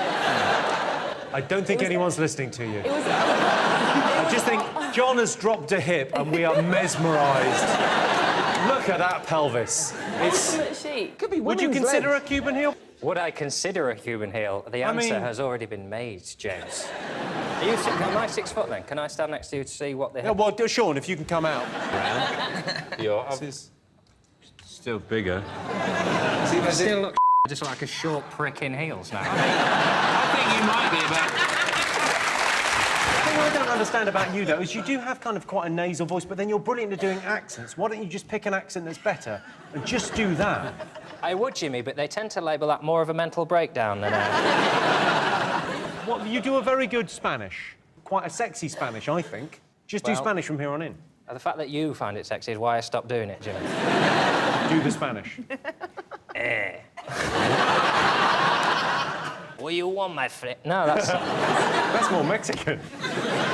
I just think we should find a different voice for you, and we should just stick with it. I agree. Liverpool, I would stick with. That's a Can you do better accent. Scouse? Everyone can do Scouse, can't they? It's the one I everyone don't think does. it's the accent that's a problem, is it? It's more the pitch. This is such a fun round for now, really. Is there a possible round on small dicks we could do next as well, Jimmy? Don't feel I'm taking enough of a hammer in here. That's what your girlfriend said. Did you know, for example, 25% of couples say they experiment in the bedroom? We do. Last week, we put the chest of drawers next to the window and the cupboard over by the shoe rack. Like to keep it fresh. 35% of single women worry they've missed the boat by holding out for Mr. Perfect. Don't worry, ladies, you can have Mr. Perfect if that's what you call one of your many cats. And 1 in 10 people would rather meet a date online first. If you think chatting online lets you get to know the real person before a date, you've clearly never turned up at an amusement arcade clutching a bunch of balloons, only to discover you've been chatting to an undercover child protection officer, who fortunately was a big fan of the show, so it all turned out OK. Right, let's get started.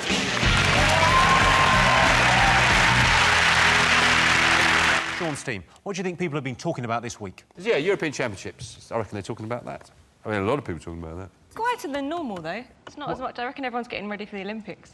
Everyone's waiting for the racism to kick off. That's why it's quiet, because there's been so much lead up to it that the fact that it's having... It's like if you had a party and you had a massive balloon and you just held a pin next to it like that, and you went, how's the party? Is everyone enjoying the party? Everyone would really be thinking, when are you going to burst that fucking balloon? Because I'm going to cry when that happens. How scared are you of a balloon bursting? You're telling me you don't have an ounce of fear when someone's blowing a balloon and they get to that point where the colours started to fade and it's too big, and you want to say to him, it's big enough, stop! John, that's when I hold my eyelids open and walk right up to the balloon. The only time I've got interest in football is when Peter Crouch and David Beckham are playing, and basically... That's such a weird mix. That famous heartthrob, Peter Crouch. I love that dance he does. That dance he does? That's not it. You're the only You're thinking of dressage. I love Spurs, that's who I support. Right. And they're not playing, are they, in the Euros? They're not playing in the Euros, no.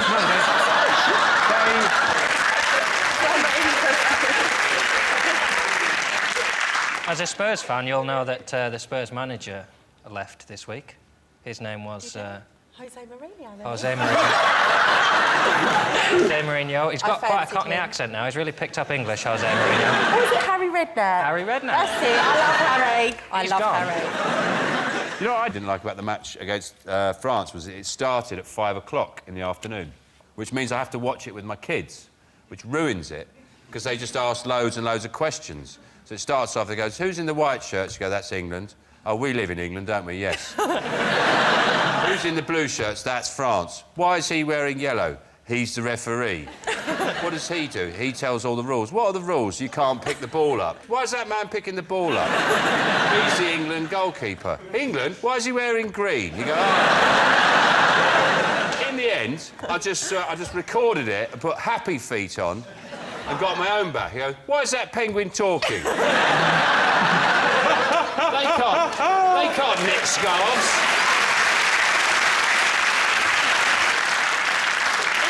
There's a new player that I didn't know, the 18-year-old from, was it Arsenal, Alex Oxlade-Chamberlain?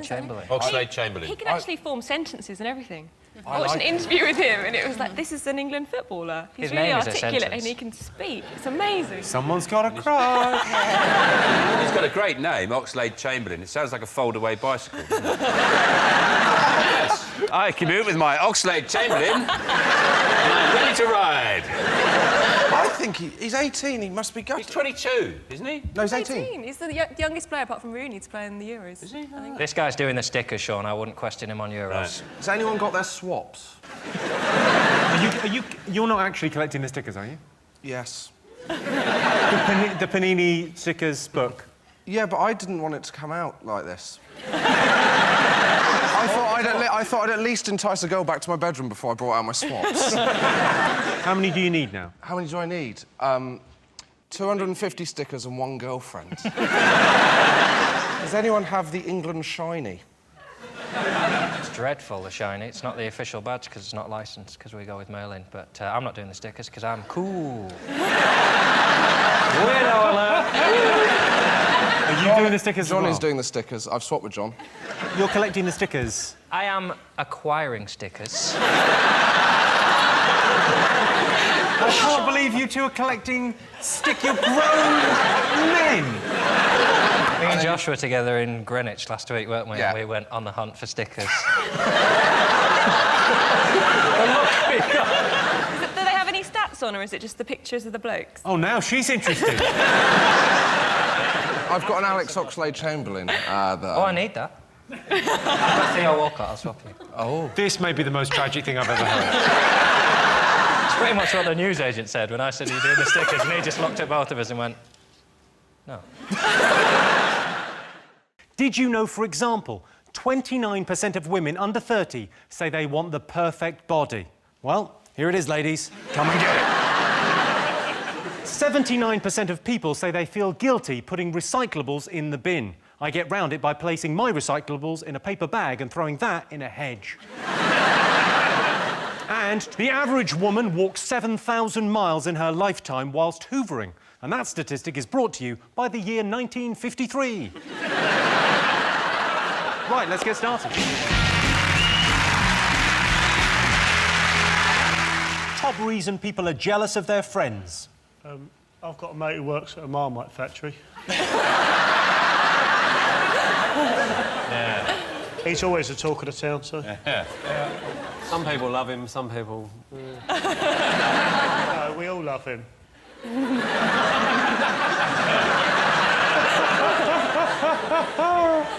So I'm jealous of is Joe's beard. I can't grow a beard. Me neither. I can't. And if I even 2 weeks, I just look like a sort of, really old tennis ball. Patchy and bits there. I mean, you could just probably knock that out in a couple of hours, can you? Yeah. You're looking at that through rose-tinted glasses, though, because Joe can't go to playgrounds, for example. Are you jealous of any of your friends? I can't get up in the morning and I'm just a really lazy person. I'm jealous of her for not having to get up in the morning. There you go. Sleep until midday, lovely. With her. Really lazy. I'm jealous of anyone with a foreskin.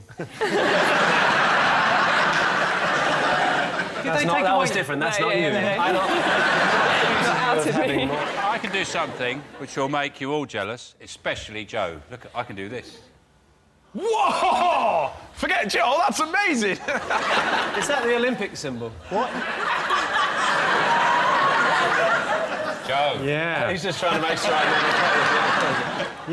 know. Look at the amount of people in our audience currently going... Do you start from the little one and work forward? If you've just tuned in, we've gone mental.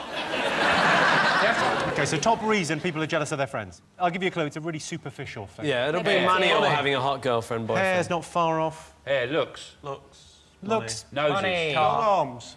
Long arms. Skinnier is the right answer. What? She got the right answer. Skinnier. Yeah, that's... Apparently the top reason people are jealous of their friends is because they're thinner. Victoria Beckham's so thin, she's got to be careful when she has a bath, because if the water's too hot, she could turn into stock. 20% of Brits who viewed a house in the last year felt the same thrill as when meeting a new lover. I know what they mean. The last time I went house hunting, I came away with a semi. 33% of Brits say they like their smartphone as much as they like sex. For me, they're both similar, about 5 inches long, and they've seen more than their fair share of angry birds. And Mexico City is the worst place in the world to be a commuter. Especially for me, I work in Shepherd's Bush. Right, well, I can't put it off any longer. Let's get started.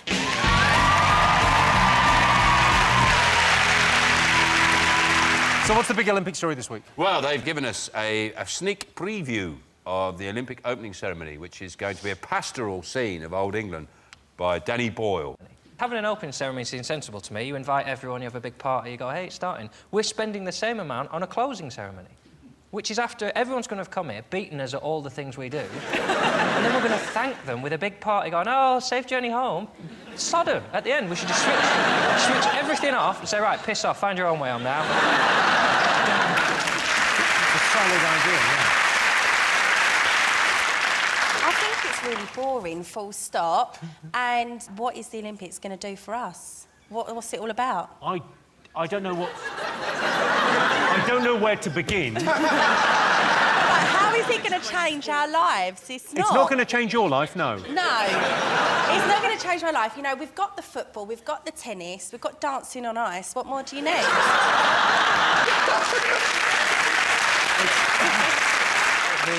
Well, Theresa May's going to get rid of the ASBOs because she says they're not working, so we're going to have Crimbos, they're called. Because all the papers have done now is it's an excuse to get out all the stories. Because the ASBO did some good stuff. I mean, bad people were punished as a result, but there were some silly ones. And my favourite was a woman who got an ASBO for screaming too loud during sex. Which is embarrassing for her, but for her husband, What a story that is. I ain't joking, fellas. I banged her so hard she got arrested. Do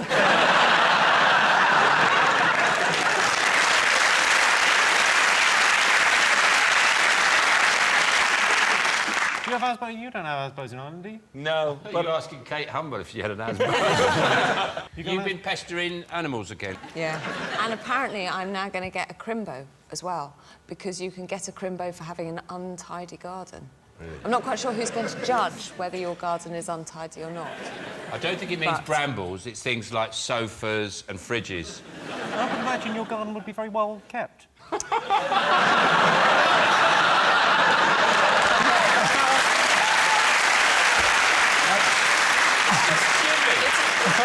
How did that? There was nothing rude in that. You're so What's the matter with me? I can't even say that. Say something simple like that. So is yours... is your garden overgrown, Kate? I would say it's just pleasingly wild.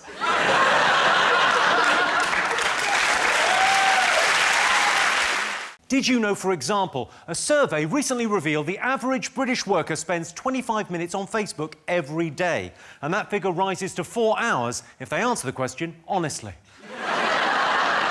4 out of 10 workplace relationships result in marriage, and 6 in 10 result in a written warning about the incident in the stationery cupboard. And almost a third of men aged between 20 and 34 live at home with their parents, the most common reasons being cost, convenience, and if you're from Norfolk, sex on tap. Right, let's get started.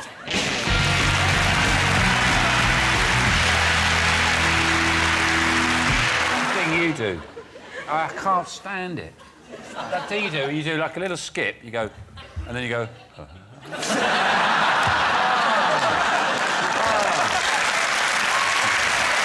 What you do this? You go, you skip, you go... But Sean, you try it. If you walk from there to there, you've got to then turn round. Look, you just do that. Well, how would you do it? How would you do it? Fine, let's see. Walk on. Not easy, Sean. Yeah, OK, all right. Sean Lock, everyone. Sean Lock.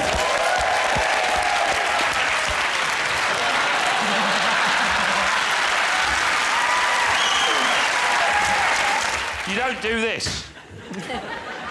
What is your problem?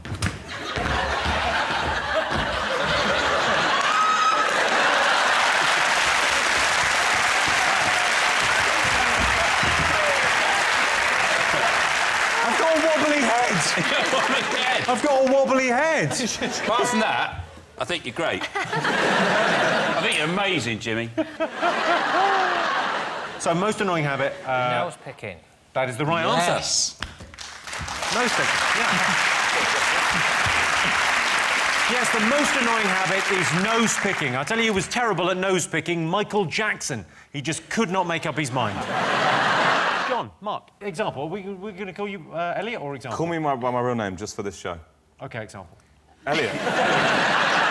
Well, I watched X Factor this week, and it was very exciting because Cecil was off sick, so Nadia had to step in. Neville was in the bottom two because Phyllis said his song choice was all wrong. Anyway, he got saved and Humphrey's gone out. And I might have got the names wrong, but frankly, who gives a shit? Because the one I hate is Frankie Kokoza. Oh. They're desperate to report that he's cool in my desperate campaign against the most despicable human on earth. This week, they said, he's been out on a 12-hour bender. He went to Wetherspoons and had a few beers with his mates. Then they went to a club, he got ID'd, and they went back to a house. That's hardly like Oasis throwing a donkey through a hotel window or anything, is it? He got ID'd and he went home. That's not a bender, is it? And then he took 3 girls this week to car parks. What? He took them to NCP... Well, fair play. It's more expensive to take a girl to an NCP car park than a hotel. I hate it. You've got to have no talent at all and go on there and they're awful. Have you heard Frankie Leona Kokoza? Lewis, no talent? Well, she can sing, but that's about it. Yeah, but she's a singer, so that's like the most important I mean, part. I can't sing as good as her, but I've been struggling for years to get to this position, to get on this show. Looking now, though. It is a weird thing, though, because, like, from your work, world from sort of, you know, if you're a rapper, could a rapper ever get anywhere Well, on it's X not even Factor? rappers. Like, you know, anyone who started off from, like, you know, grassroots or underground, you know, like touring for years. Like, I've done nearly 1,500 gigs, and you know, sort of, you do all these gigs. It's a bit, you know, like stand-up comedy. You know, start off at the bottom and just build your way up, and then if you're good, you get a chance at making it if you work really hard. And these guys, seemingly, just come out of nowhere on TV for a couple of months, and then they've, you know, record contracts and... A lot of them on X Factor go on to become household names, like Vanish. 1 in 3 iPad owners use it on the toilet. Of course, they're fully backed up, so plenty of time to use their iPad. And 26% of British couples enjoy role play. My girlfriend loves role play. Her favourite is when she plays the role of a middle-aged woman with a headache. Right, let's get started.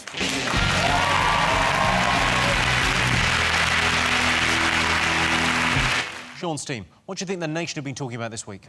Hannibal's just come over from America. Yeah. What sort of things do you think we've been talking about? We've been talking about the Olympics, football or soccer, and your all types of stuff. Yeah. All types of stuff is happening. It's a busy place. Yeah, there's a lot going on. It's exciting, isn't it? It's an exciting place. Not really for me, but I could, like, if you're excited, I'm happy for you. Well, I'm just wondering. But it might be the travel chaos at Heathrow. I don't see why people are complaining so much. You know, they're queuing for 3 hours to get into Britain. People queue for 4 hours to do a ride at a theme park. This is a whole country you're getting into. I mean, imagine what a ride that is. Within 20 minutes of Heathrow, you're in Hammersmith. Woo! Did you have any trouble getting through Heathrow? Yeah, it took about an hour, and that was the fast track lane, because I travel well. And, sure. And it took a while, and I wasn't happy about it, but I listened to some podcasts and some music, and I judged people. And you get to judge people, and the line keeps going around, so you get to judge people 6 times. You find different stuff to judge about them. Like, I didn't even know I hated that about you. You got so many layers. I wonder whether this chaos has been caused by those they've got those new X-ray machines now. They're like body scanners, aren't they? They're basically, they can sort of see what you look like naked. And I wonder if that's holding things up. Should we send another one through, Bob? Give me a minute. Could be. You can tell you're an actor. You can really tell that trained. Because I'd have just done I mean, it wouldn't have been convincing at all, but I felt like I was in your bedroom then. I was in a queue at Heathrow, and I think part of the problem is that the passport, the immigration officials, this guy had glasses on, and he needed 2 pairs of glasses, so he'd get your passport and he'd go like that. I'll put the reading glasses on like that. Look at that. And then to look at you, he'd go, hang on a sec, and he'd take them off, and he'd go, and a quick check again like that. And then he'd go, purpose of visit, hang on a sec, like that. And he was there for about 5 minutes. Just a pair of bifocals. I'd have sailed through. Well, that's not one of the most talked about things this week, but there's been travel chaos at Heathrow. Because of the queues, terrorists are being urged to delay the timers on their bombs by an extra 3 hours. John's team, what else do you think the nation have been talking about this week? Well, I guess the reason that the gentleman to my right is here. I mean, you should still be on The Voice. I think we all know this. Oh, thank you. It must have been terrifying. It was terrifying. Absolutely bloody terrifying. It's Tom Jones, isn't he? I know. He's scary. I feel like I can't really remember anything. Just all a bit scary. And then I got kicked out, really. It's the cycle of it. There was an old man, it was a bit scary, and then Yeah. you got kicked out. You cried, though, at the end, didn't you? Yeah, I did. That makes for great television Oh, when wow, someone I know. cries. The drama there. We're hoping to recreate it this evening. Oh, See yeah? how we do. I felt sorry for you when you got voted off, because for me, it wasn't your fault, because music officially died at the launch of that show when the 4 judges performed Beautiful Day by U2. I think what you've got to remember, Sam, fame is a bit like a snowman. And by coming on this show, it means your carrot's dropped off. And it started to rain. One of your arms has just slipped down. You've still got the scarf and the little bits of coal in your eyes. So... No, Sam, you are not The Voice. That's okay. You are the moves, you are the quiff, you are the fashion. You can come on the ass. That's a show I'm developing.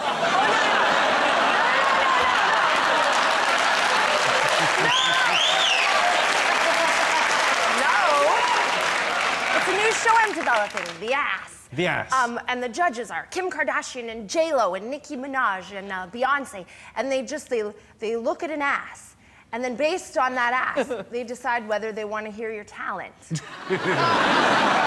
And if you don't have one, you're on Kim Kardashian's team. And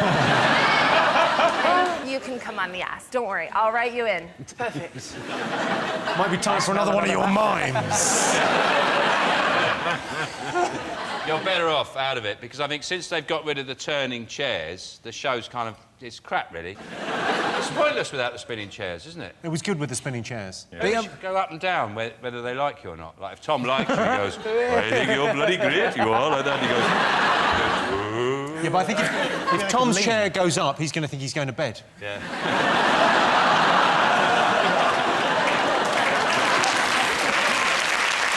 Should we have a look and see whether The Voice is one of the most talked about things this week? Yes, indeed. Chris Hoon. Oh, yes. Go on, so explain the story, John. What's the full story? Well, 10 years ago, Chris Hoon was doing 69 in a 50, and he had 9 points. He didn't want to lose his licence, so allegedly he bullied his wife into taking the points. Then he left his wife for a woman who genuinely used to do the PR for Top of the Pops. Now, she has had a career, hasn't she? PR for Top of the Pops, Chris Hoon, and I wouldn't be surprised if she turned out to be your accountant. She has had a bad...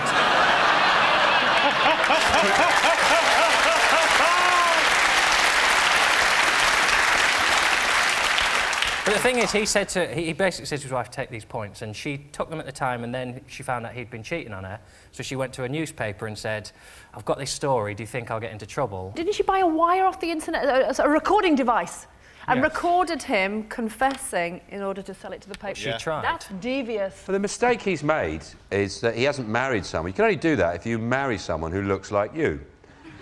So Brian May and Anita Dobson, they do it all the time. He drives like a nutter, pissed, and then he says, it was Anita that was driving. Marry someone who looks like you. Terrible sex life, obviously. Oh, I don't know. My favourite thing about all of it is the texts from his son, which, when you read them, are just staggering. The one on Christmas Day is pretty much like, hope you have a great Christmas, love you, Dad. Well, I hate you, so f*** off. There was another exchange which I think is even better. This is Chris Hoon saying to his son, Peter, I do hope your exams are going OK, despite everything over the last few weeks. Thinking of you, love you, Dad. P.S. It's Grandad's birthday today. And then his son texts back, don't text me, you fat piece of That mouthy son of his, he better hope he doesn't get put in prison, because he's going to come out all hardened, isn't he? Oh, yeah. Go, yeah, you remember them texts you sent me?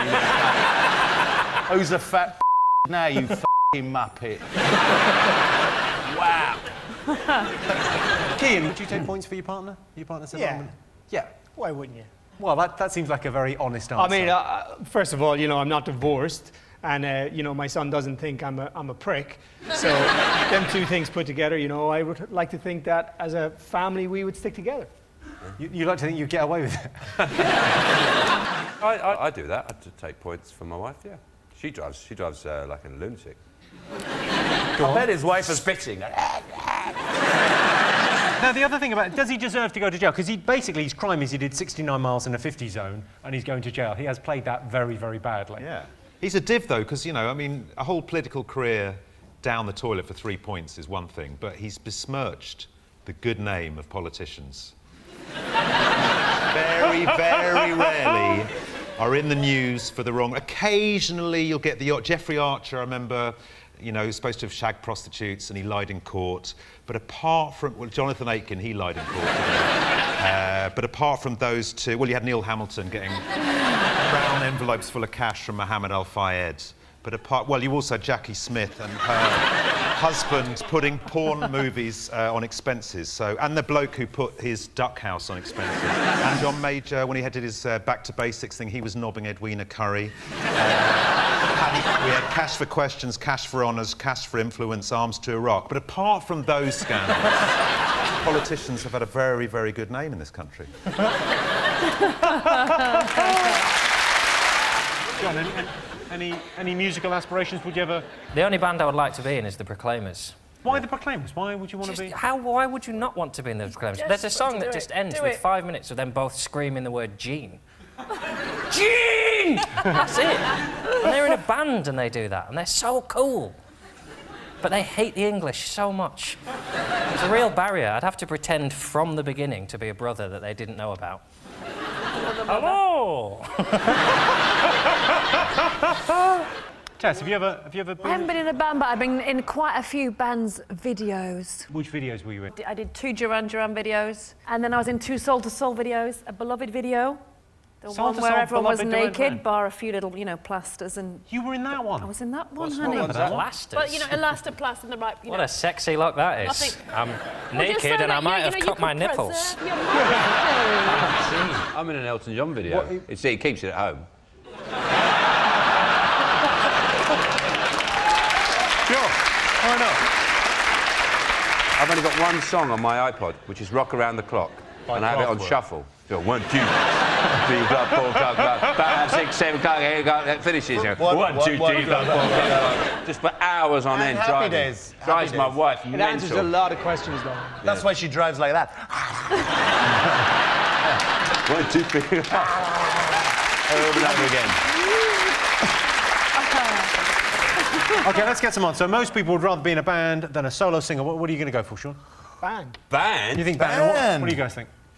I think solo singer. Solo. Solo singer, OK. I can tell you the answer is 72% of people would rather be in a band than a solo singer. You're right.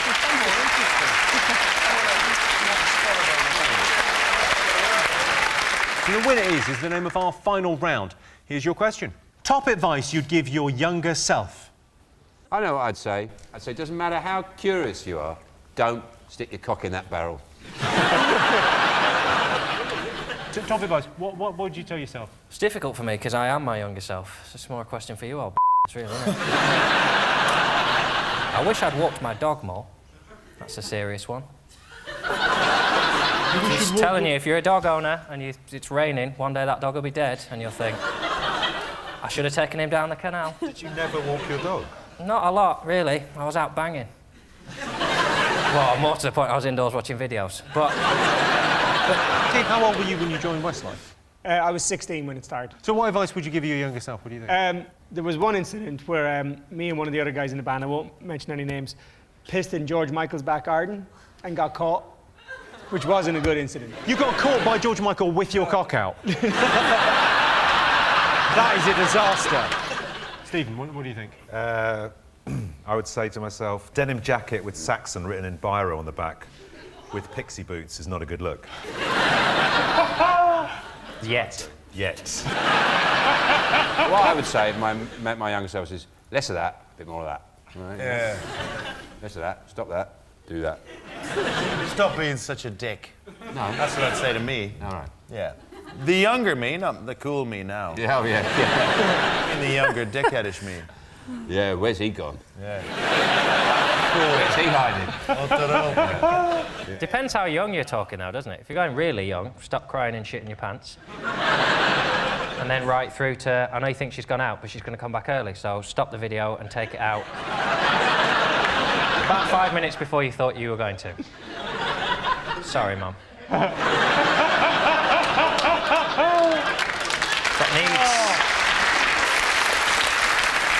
Tess, what do you think? What advice would you give your younger self? Never cut your own hair. Were you cutting your own hair? Yes. Nail scissors out the bathroom cabinet, have a little trim, a little bit more, and then before you know it, it's not good. It's not Look good. at mine, I'm the before. Stay away from the scissors. Stay away. This isn't a hairstyle, this is weather. I would say don't shave the little bit of hair on the small of your back before you go on the rugby tour, because no one's going to see it anyway, and it'll just keep growing back stronger and stronger for the rest of your life. And now it looks like you've got a little bunny's tail. And the other one, talking of shaving, is be very careful when you're shaving your balls, because you will nick yourself. Finally. Oh, dude. Finally, some advice we can use. You've got to be using You gotta use Nair. You gotta use Nair. You can't be getting a blade near those. No, Nair. What's that, the no-no thing? Nair, hair removal cream. If you're going after the balls, you don't bring the razor anywhere near the neighborhood. Shit.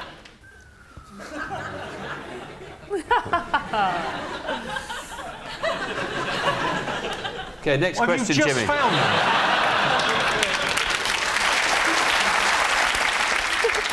Okay. Top advice you'd give your younger self? My dad said to me, never take any advice from anyone. Very wise. It's getting in your head there. I'd say, hey, don't get so upset about that rejection letter from Jim. Will fix it. It's actually a good thing. Did you know, for example, a new report claims 99% of fish could be wiped out in a mass extinction? On the plus side, that will make it much easier to find Nemo. Incredibly, a quarter of the human brain is used just to control the eyes. Don't look at the cleavage, don't look at the cleavage, don't look at the cleavage, don't look at the cleavage. Wow, what a cleavage.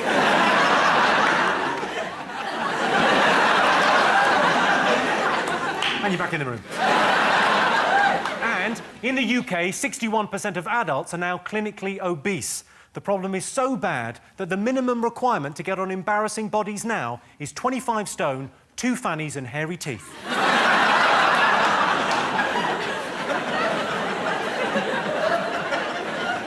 You would make it. Right, let's get started.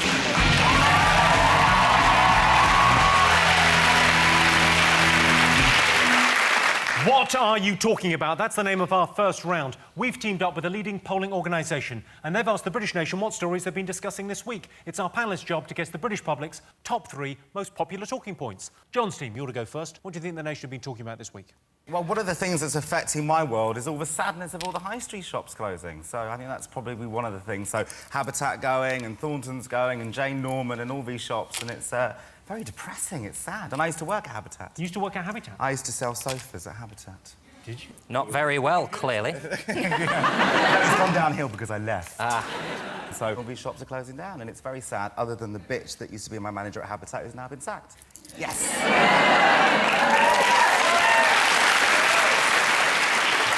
Look at me now. Bollocks. What if she's fat? Sorry? What if she's fat? And then you said, oh, look at me now. You should need to go and help her. I'm a stylist, not a magician. She was a bitch. Oh, no, you didn't! You come on 8 out of 10 cuts just to slam an unemployed pensioner. Good on you. Yeah, absolutely. Yeah, by the way, if you're watching... I'm going to kill your cats.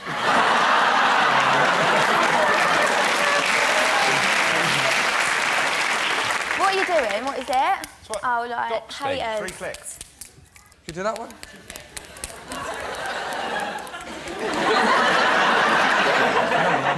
You look a little bit special at the best of times.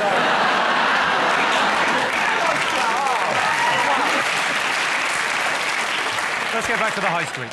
So the other ones have gone out of business. So Thornton's have gone out of business. Habitat have gone, as we said. Comet have gone. Carpetright have gone. So Carpetright are actually going to have a closing down sale because they've cried wolf quite a few times with the "we're having a sale." No, really, this is a good sale. But this time they mean it. Carpetright's one of those things. You just can't sell carpet because your brain just can't cope with seeing carpet like on the wall and in a book. They should have carpet shoes, shouldn't they? So it's like a shoe. Put your foot into a piece of carpet and it fits like a shoe. Then you walk around. You look down. You go, that's what it would look like, wouldn't it? What do you think about that idea, Carpetright? Is it too late?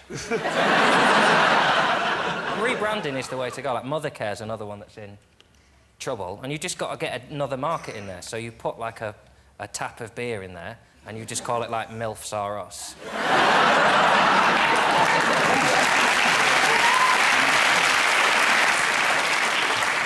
Do you do much shopping on the high street? Well, I don't shop in Thornton's because I don't eat chocolate. So doesn't matter, that's gone. Don't matter. It's 140 shops and 20,000 jobs, but yeah, don't worry about that. I don't think that one matters as much because you're not affected. Do you know what, though? I used to love Jane Norman. I can't believe that's closing down. Jane Norman, I couldn't get my tits in those clothes, so I'm quite glad it's shutting. You've got a high street shop, haven't you, Amy? My friend does. She's on the show, The Only Way is Essex. The Only Way is Essex? Yeah. I wanted to mention that, actually. It's not the only way, there's a better way.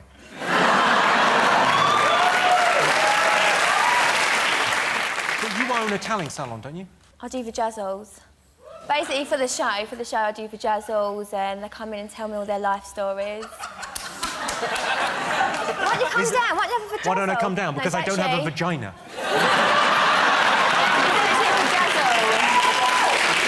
Is it called a pajazzle when a boy has it? This is when you put the... Oh, surely you should call it glitter balls.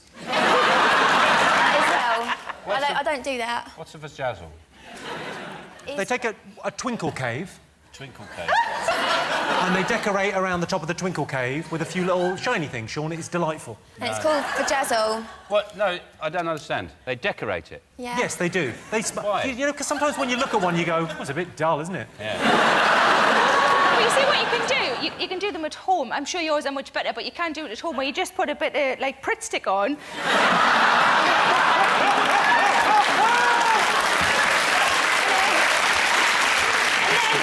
A bit of glitter on, but you always have to do it over, like, a bit of newspaper so you can get back into the thing, because it's expensive. Could you do it with, like, could you use dried pasta and stuff and lentils as well?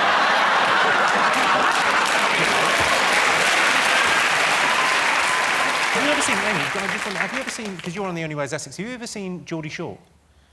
I've not watched it yet. Have you not seen it? No, you know I've not Sarah's watched like it. the big star in it. She's like...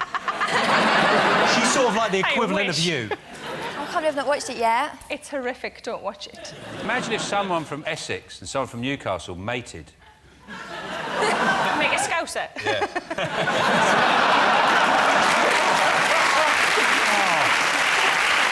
Let's have a look and see what the high street is one of the most talked about things this week. Yes, this is the news that several high street stores face closure. Clinton Cards is in trouble, so I popped into Hallmark to get them a sorry you're closing card. Sean, what else do you think is in our top three? Glastonbury. Glastonbury? Yeah. Right, what have they been saying? Beyonce at Glastonbury. It was all over Twitter. What, did you see it? Did you like it? No, I didn't go. You didn't go? But everyone was talking about it. It was all over Twitter, everything. Have you ever been to a festival? I've been to V Festival. Was it I was supposed to camp for 3 days, but I lasted a night. So I didn't go Glastonbury. I dream of lasting a night.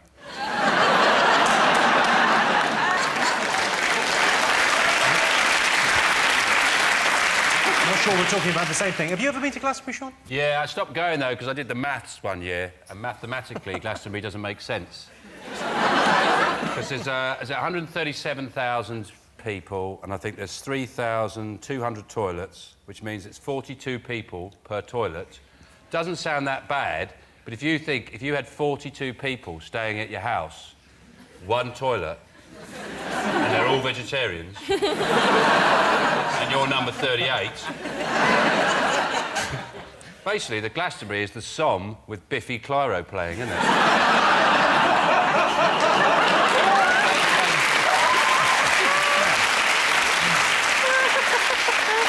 Doc, did you go to Glastonbury? Did you watch any of Glastonbury? No, do you know what? The whole festival thing... I mean, well, number one, I don't like nature, full stop. I like concrete, I like shops. But I went to one festival once, and actually, it was V Festival as well, and I think I lasted about 2 hours and then just had to go. I couldn't bear it. It was dirty, it was sweaty, everyone stunk, there was no shops, I couldn't use my credit card, couldn't use my hairdryer. It was awful, hated everything. You brought a hairdryer? I took my hairdryer, hoping to plug it in somewhere, but hated it and just left. Isn't it a farm the rest of the year? So is there, like, some kind of exchange programme? So if your friend, you know, goes to Glastonbury, you have to have a cow at their house. Is that how... What happens to the animals the rest of the time? What happens to the animals? They go on holiday. Oh. Do they? Yeah, to a big sort of shed thing with loads of spinning knives.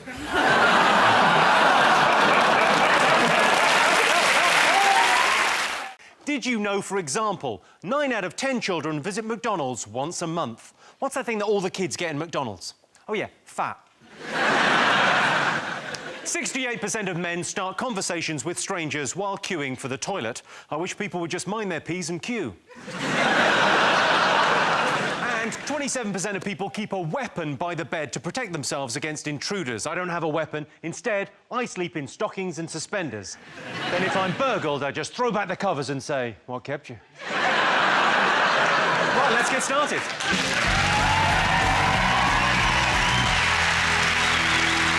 So our next round is Pick of the Polls. John, Rachel, David, your turn first. What do you like the look of? Can we go for the pumpkin one? Pumpkin. OK, well, it's Halloween on Wednesday, so we asked our studio audience, are you looking forward to Halloween, yes or no? What do you think? Oh, it's a Wednesday this year as well, so you can't even have a party, really. Why can't you have a party on a Wednesday? You could, but it wouldn't be a very good one. You ain't never been to one of my Wednesday parties. Stay here and watch Crime Watch. Ooh, yeah. I went as Uma Thurman, the Kill Bill outfit one year, but it was just a plastic jumpsuit and it's the hottest thing. It was horrible. That is the hottest thing I've ever heard. Do you ever dress up? Yeah. What's your... Name one of your costumes. Oh, not for Halloween. That's my Tuesday parties. I dress up like a chef sometimes when I'm cooking tea. So I've got my old chef's outfits. John's confusing sitting at home on his own with a dinner, with a party. That's what John thinks a party is, having some food and a drink. I'm interested in this when you dress up as a chef. I mean, is that just to cook your tea? Just dressing up like What do you Gina put on the D'Acampo. full... I've got the check pants and the white thing and the apron and a little hat. And sometimes I think, do you know what? I'm going to be in here all day.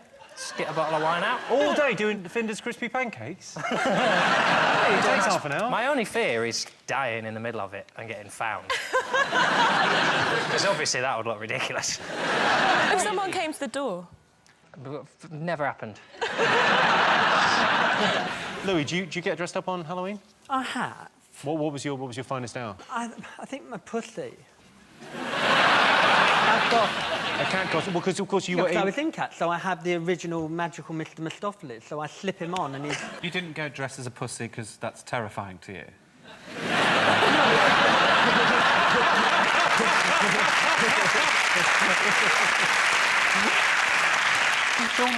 I was very surprised by it. It sort of seemed to appear suddenly about 10 years ago, this excitement about Halloween. I grew up, there was no even mention of it. You know, it was just basically regular... there were satanic rituals that we go to, and well, satanic rituals and then animals and the youngest boy child of the village.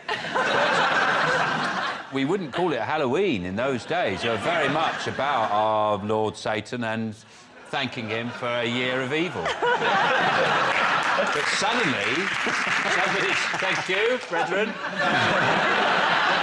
I'll see you at the next lodge meeting. I'll be wearing the golden hooves. So how do you deal with trick-or-treaters, then? Do people come to your... Do they not come and knock on the door? They and do get a come and knock cheery, on the lovely door. face? Yeah, give them sweets, yeah. Give them sweets. The weird thing is, you have a bowl of sweets and some kids just go... and that's when you have to show them bad, Sean. I like it now that, because you get cream eggs and then they start calling them scream eggs. That means it's time for Halloween. But there's no other ones you can do. I've written to all the chocolate companies. The only one I've come up with is Boost. I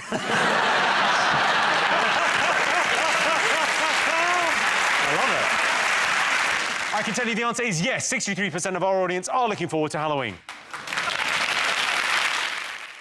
Each day, the UK produces enough rubbish to fill the Albert Hall 12 times over. Some of the rubbish that's managed to fill the Albert Hall in the past includes Simply Red, the Lighthouse Family and James Blunt. Instead of exercising, 7% of women wear body-shaping underwear like Spanx. So instead of having a body shaped like a pear, they have a body shaped like two pears in a sock. And 20% of Brits who viewed a house in the last year felt the same thrill as when meeting a new lover. I know what they mean. The last time I went house hunting, I came away with a semi. Right, let's get started.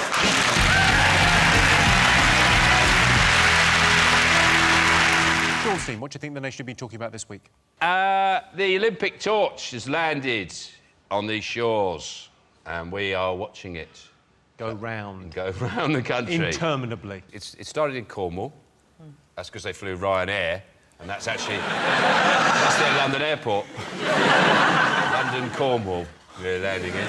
And then it's going around the country with various people carrying it aloft. Yeah, little Will.I.am. Yeah.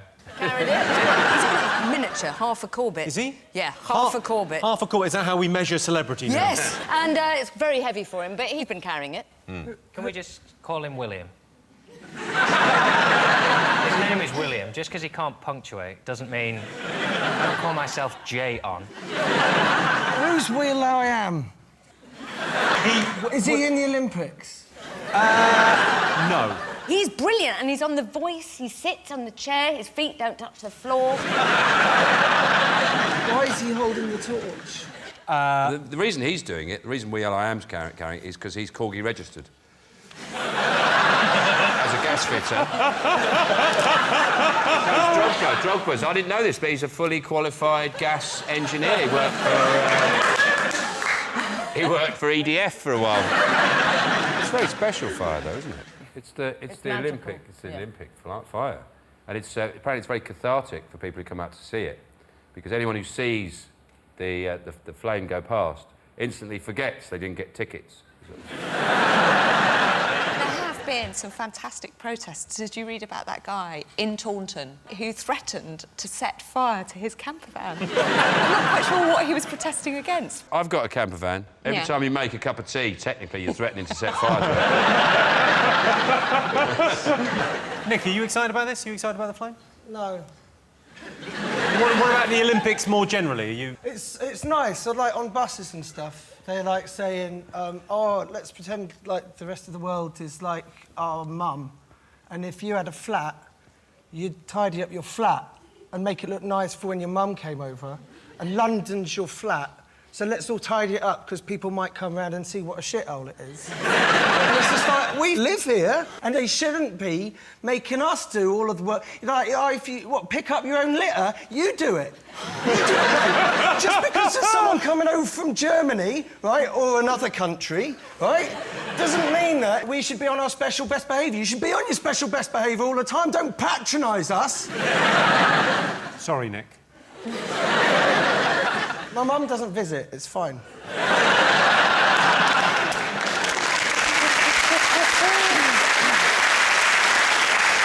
I like the fact that Sean's got Nick on his team and John's got David. It looks like we're filling a quota of homeless men. Oh, let's just check the Channel 4 lady ratings when this show goes out. Having me and Helm on the same show, it's like, don't cross the streams. Ah! This is the sexiest thing that's ever been on TV.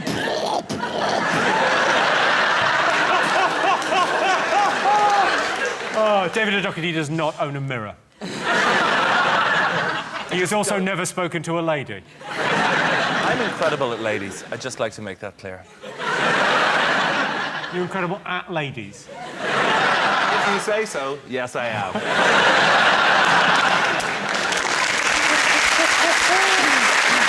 Did you know, for example, kissing someone for a minute burns 2.6 calories? You know what? Paolo says he's a personal trainer, but I'm starting to think he's just making it up as he goes along. 48% of businesses have banned their staff from using Facebook and Twitter. Sounds reasonable, but it's a nightmare for everyone who works at Facebook and Twitter. And, according to a poll, 35 is too old to wear a miniskirt. That is sexist nonsense. 35 is fine to wear a miniskirt, but 36, Jesus wept.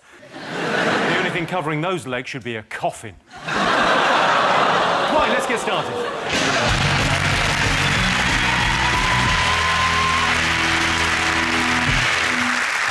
What are you talking about? That's the name of our first round. We've teamed up with a leading polling organisation, and they've asked the British nation what stories they've been discussing this week. It's our panellists' job to guess the British public's top 3 most popular talking points.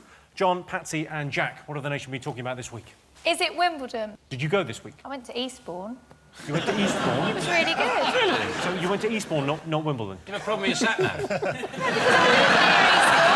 was a really brilliant match. Who did I you saw see? Venus Williams. How did you cope with the screaming? Where, in Eastbourne? At the tennis, when they hit it and they... Screaming? Grunting? They're trying to ban it, aren't they? They're trying to ban the noises. Yeah, they are. They said this week it was OK, it was better for concentration and stability to grunt. I have to watch it with the sound down. I can't be doing with it.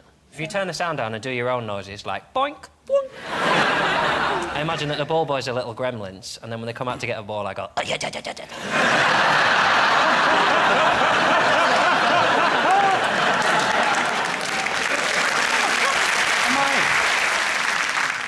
I hear the gremlin noise again? Sometimes I go, my ball, my ball, my ball.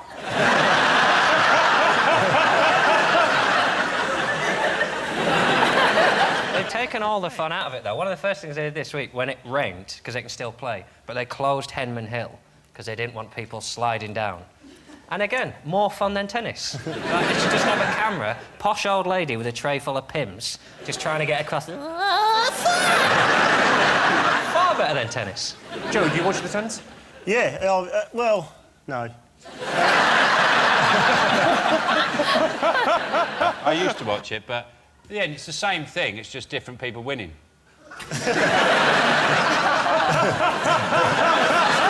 It's the same every time. Oh, you won that one. Does anyone think Andy Murray's going to win? Of course he's not going to win. We always go through this shit every year. He's never going to win.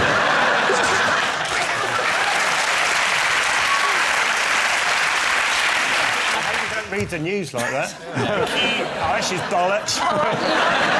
Not reading that. Move on. Well, it'd be good. It'd be a breath of fresh air if the news was read like this. I'd love that. Afghanistan, yada, yada, yada. The thing that did annoy me was that Andy Murray takes his top off a lot. And, like, he's obviously proud of his body, isn't he?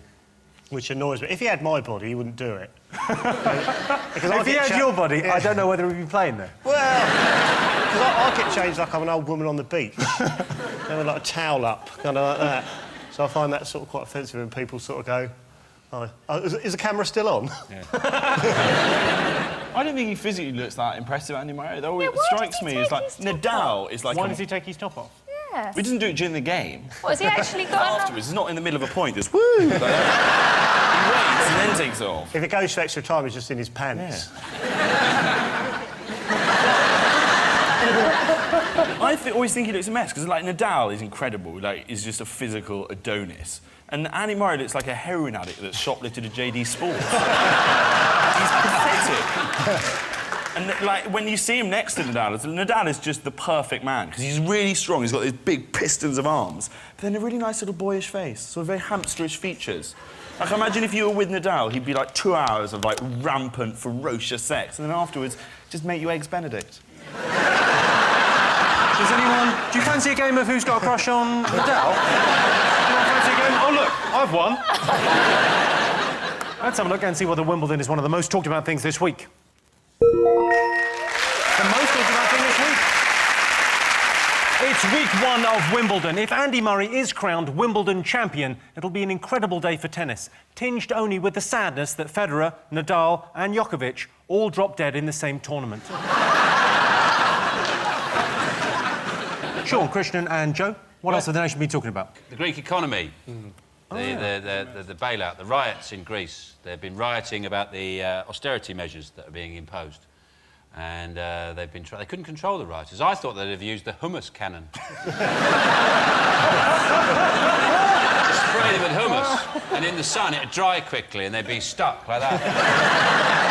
Taking a very light-hearted approach to that serious problem they've got in Greece. Christian, you're like a proper grown-up newsreader. Tell us what's going on in Greece. They're screwed, basically. I mean, they're... Get to us straight. Don't sugarcoat it for us. Yeah, they've got massive debts that they can't service, and they need another bailout. Have they thought of going to maybe Wonga.com? How much do they owe? Total debts are €355 billion. 355 billion? Yeah. There's got to be a point where you start opening your statements and go...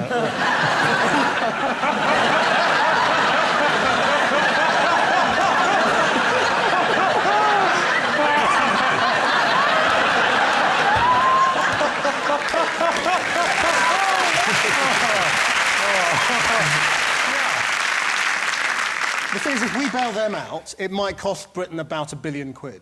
If they go bust, it'll cost Britain a hell of a lot more than that. But he's not doing it, is he? He's having none of it, David Cameron. He's saying no. He's saying no. He's saying no. Leave it, it's not worth it. But then in another statement the next day he said, Maybe. We should be a little bit wary as well of, like, dishing out the money too soon, because I've done a little bit of research, right? Eurovision Song Contest, Greece gave us 2 points. 2 points. They gave 12 points to Azerbaijan. So now they're coming here, oh, can we have a little bit of money? Well, how about you get your money off your best friend's Azerbaijan? You can't, because you don't know what Azerbaijan is. Well, you should have thought of that when you didn't give any points to Lee Ryan, bitches. They should love Blue. Anthony Costa, he's Greek and he pissed on a cash machine. That sums up their country. No, they are trying to get the money back, though, in the local community, because I've just been to Corfu, and at the bottom of the hill, the villa where we stayed, there was a little supermarket called Aphrodite Supermarket. Right. And she was charging £2.50 for a tin of baked beans. Cheeky bitch! At least they're all trying to get the money, claw it back. Yeah. I'll just hang on. I'm just going to check in with the man from Channel 4 News and see if that sounds like they might be getting the money back. Yeah.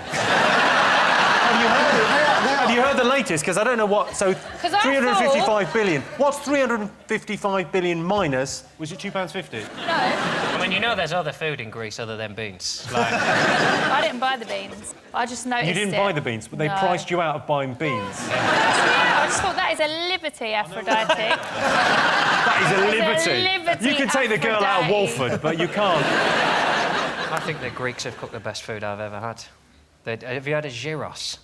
It's like a kebab, but they put the chips in it and roll it up, and it's just... You've blown my mind. No one thought of that. They put the chips in it and then they roll it up. I've never seen you this passionate. Oh. Maybe you didn't look me in the eye anymore when we make love.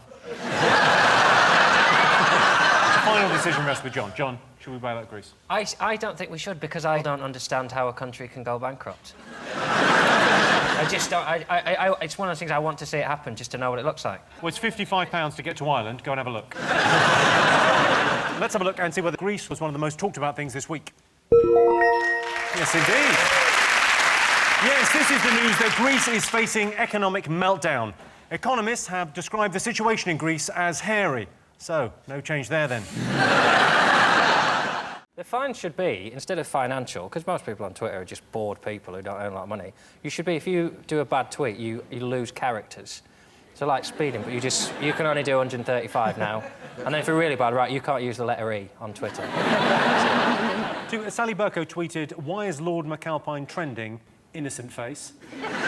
The good news about it all is that Sally Bercow has been forced to close her Twitter account, which is the only good thing. I would have had her close it ages ago for doing that stupid thing where you put an asterisk and then something you're doing, and then that really pisses me off. Definitely starting the diet today. Asterisk, goes for some cake. Asterisk, oh, Hang on, Grandad looks upset. Sean, what? Well, I just don't know how you can be annoyed by her Twitter. What are you reading them for in the first place? To get annoyed. Yeah. What else am I going to do with my day? I was over the moon when I found out I could sue people on Twitter. Things I get called. Yesterday, someone called me the most gormless man on the planet. That's got to be worth a tenner. He can't have checked with everyone. I've only ever done one tweet. Did one tweet, and I've got 36,000 followers, which, if you worked it out on a follower per tweet ratio, I'm the most successful person ever on Twitter. What did you tweet? I tweeted, "Due to a series of imposters, I have been forced to set up a Twitter account. Now go f*** yourselves."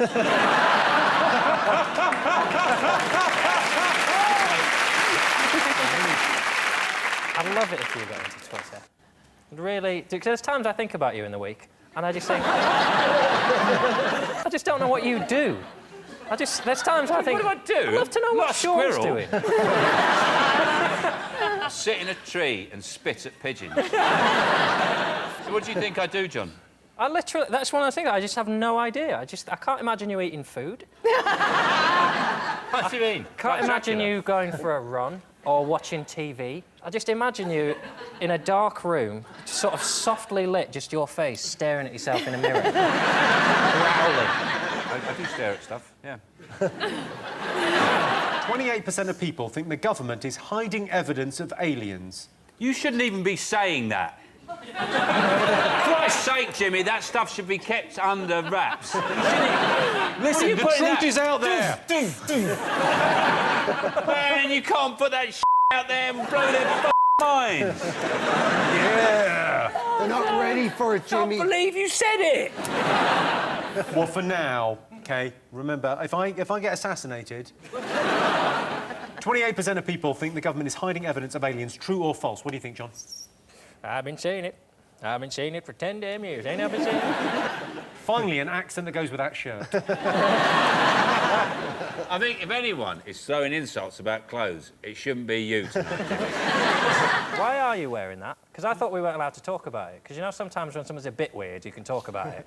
And then when something's so weird, everyone goes, is he all right?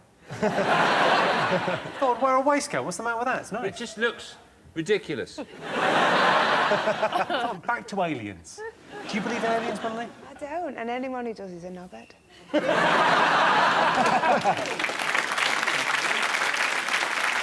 You know something I found out? That, you know, when you buy ham in a supermarket, in a packet, there's cameras in there. When you look at ham, oh, what's the sell-by date on that? There's somebody watching you in, like, a government office somewhere. They're all just shocked. They're all going, why isn't this on the news? Because they won't let it out there. So that's the kind of games they're playing with us. Once you know that, the aliens thing doesn't seem so weird, then. No. Apparently we've got a sound problem. Hang on one sec. What's the sound problem? Well, obviously, they're trying to shut us down, aren't they? No, you're not fucking taking me!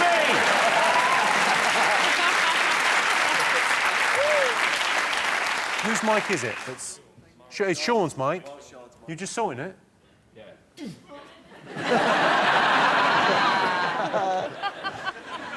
If this isn't proof of what I've been saying... yeah, let's shut Sean up.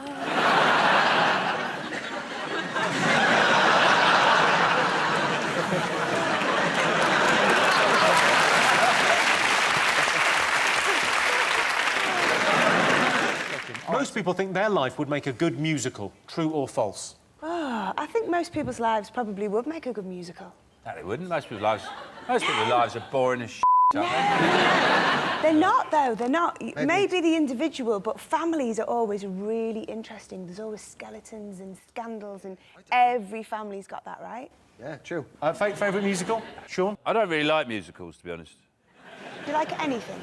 I do. I like loads of things. I love rice. I like books. I like music. What music do you like? Well, all the good stuff. What genre?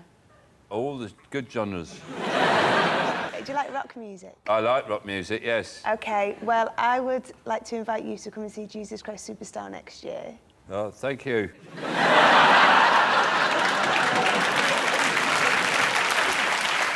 Worst thing about doing DIY? The only tool I've got is a hammer. I do all the jobs with it. All the jobs? Yeah, if I'm sanding a window, with a hammer. So, you know, painting the skirting board, hammer. Changing a fuse in the plug. Hammer, yeah. My house is in ribbons. Power tools really mean you can screw up big, fast. Like, with a little screwdriver, you're not really going to do much damage. You go, oh, but with, like, a power drill, you go... Wow, 30 seconds and I have ruined that whole wall. Nail guns are fun. Ooh. Sorry. Have you done any DIY? Would you ever do any? No, get a man in, that's my answer to that. See, I find a bit of DIY quite therapeutic. I enjoy it. What was the last bit of DIY Home you did? improvement. I enjoy the aesthetics, you know, but Do you mean I enjoy... buying cushions? Yeah. That's not DIY. That is buying cushions. It's improving the home. Yeah, I bought some cushions. Oh, exhausted. I like it, personally. I don't see the problem. What was the last thing you built? What was the last thing you... It was a white unit from IKEA. And, That's not do it yourself. Yeah, but you drink your way, drink through it. That's the thing that I don't understand. Why isn't everybody drunk making things? The worst thing about IKEA is you're not allowed to punch people in the back of the head. Why do they walk so slow? Get through! I don't call it IKEA. I call it IKEA! And they say, can you keep it down? I'd say, look how big you've written it. You write it that big. That's how big I say it. Oh, dear! OK, so a bad workman would blame this. Tools. What about them? Lack of the right tools. There you go, that's the right answer. She's getting the point. Yes, the worst thing about doing DIY is not having the right tools. If you're doing DIY, there's one tool you definitely don't need. Nick Knowles. I remember as a young lad my dad showing me how to use a hammer, but even then it seemed like a messy way to kill a guinea pig. 8% of men want to marry a teacher. I used to go out with a teacher. If I wanted to have sex, she always insisted I put my hand up first. Did you know, for example, 7% of people don't wear underwear? Sadly, though, it's not the 7% of people you hoped.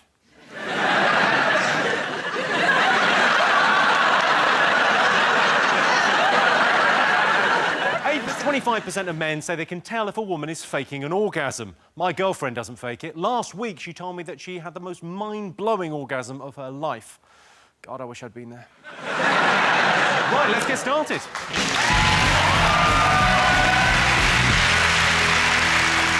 There's never been a better time, if you want to support Greece, is to get pissed on an ouzo.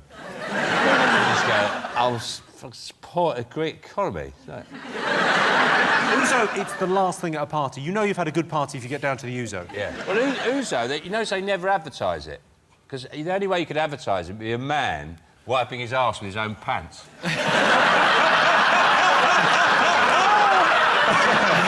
Ouzo. Tonight's going to be interesting.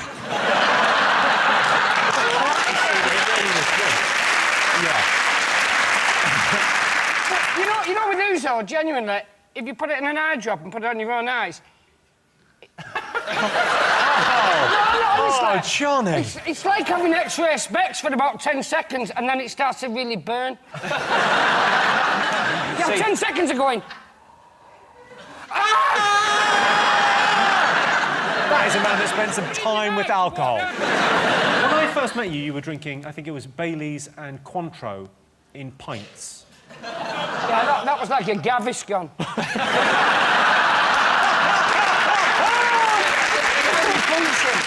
John, what else do you think made the list? Mare shit. Mare shit. Yeah. Mare shit, yeah. That's happening. For real. Here's all the Boris and Ken stuff and who's going to win. I think if anyone should win, it's probably better to be Boris, because at least he could give a good speech at the Olympics, rather than Ken. He always sounds like he's just about to embark upon a lecture about, like, interesting developments in drainage or something. He hasn't got the majesty to hold it, unlike Boris, I think. Yeah, but we're looking for a mayor, not a town crier. They already had a fight, didn't they? They had a fight in a lift. Yes. Boris pinned Ken up against a wall and called him an effing liar. Yeah. 3 times. Thrice. Thrice. And then Brian Paddock was in there and he said, oh, I nearly arrested you. And the Green Party lady, she couldn't say anything because she should have been using the stairs.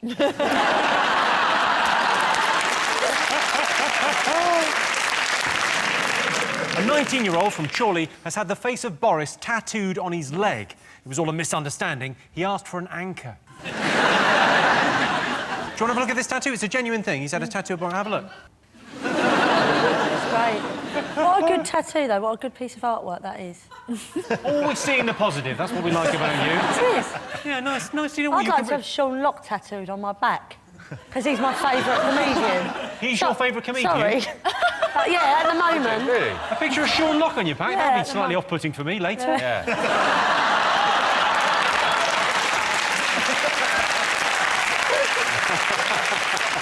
Justin Bieber. Justin Bieber. Definitely. Bieber fever. So what did he do exactly?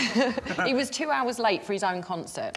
And it meant that people with young children missed their trains home. Some of them had to leave early, couldn't even stay for the concert. It's pretty bad. It's a disgrace. A disgrace? An absolute disgrace. He ought to be ashamed of himself. Yeah. But apparently he was in his dressing room playing computer games. Listen to that. Did you hear that shot horror in the studio? There's a worse noise than if you'd gone, yeah, apparently he was in his dressing room doing coke and banging hookers. Well, according to reports, Bieber says he was only 40 minutes late, blaming the delay on a technical difficulty. Maybe he couldn't save his score. It's the first time I've admired him. If you arrive late and you still have the balls to get zip-wired in, dressed as an angel. Like, he's not snuck in at the back and gone, God, I'm so sorry, everybody, the bloody tube. He's properly, if you pulled that shit at work, just go, where's Mike? He's like, oh, here he comes. I was at the concert and I was furious because I've got daughters. I didn't take them. I was just at the front going, Justin. I like to confuse it. It's just me and a row of 11-year-old girls. And then he looks across and he's going, touching their hands like that. And he gets to me and I'm just going, you're Justin. Well, would you take you'd take your kids to go and see him, though, wouldn't you? No. No, you wouldn't. Would they be into that kind of thing? Would they? No, I'd have them adopted if they got into him. I'd put them into care. And I had the impression most of them complaints really were because the parents, they didn't want to be there in the first place. And so that's why the wait is awful. I mean, if you have to wait for something you don't want to do, like see the dentist or take the ferry to France. And if you then have to wait, makes it even worse. Another reason why the parents might have been upset is because they could have got an extra couple of hours in the pub. You know, because they got their... See? We've got some believers in the home. Because that's what he calls his fans, isn't he, I think? Believers. What? Are they believers? Believers. Nick, would you describe yourself as a believer? No, Because I'm not a believer. I know. Yeah, no. I wouldn't. No, but I mean, he calls his fans believers, but I just call my fans Gene and Tony. And they're never angry when I'm late because they're the ones that are driving me to the gig. I think you shouldn't be having a go at him for being late. He's only like a little bit late. He's 19, isn't he? When I was 19, you know, I could barely make dinner with all the wanking I was doing, so... The fact is, he's entertaining millions of fans, so give him a break, innit? Yeah,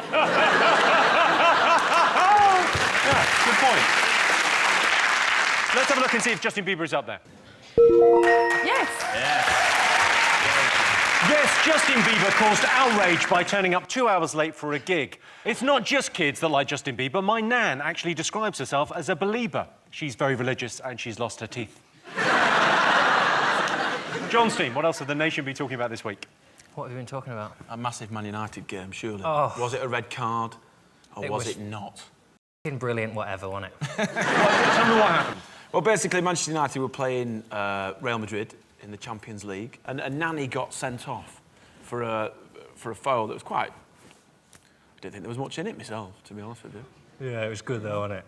Yeah. Anything that makes Ryan Giggs cry should always be applauded. Little Alex Ferguson getting so angry, came out of his little thing and then he couldn't get down the stairs anymore. He can't move his limbs when he gets excited. That was funny, wasn't it? He'll still be managing when they have to put a Stanner in and there'll just be shots of him going... Denise, are you a football fan? I do go to matches, yeah. I support Chelsea. Do you? Yeah. Hey. Yay! Did you love it when Man U went out? I missed the game because I was Yeah. too busy baking. Were you? I was baking, yeah. I was putting a hot filling in my pie. You may be the perfect woman. Not only baking, but innuendo with it. Nick, are you a football fan? No. No, not.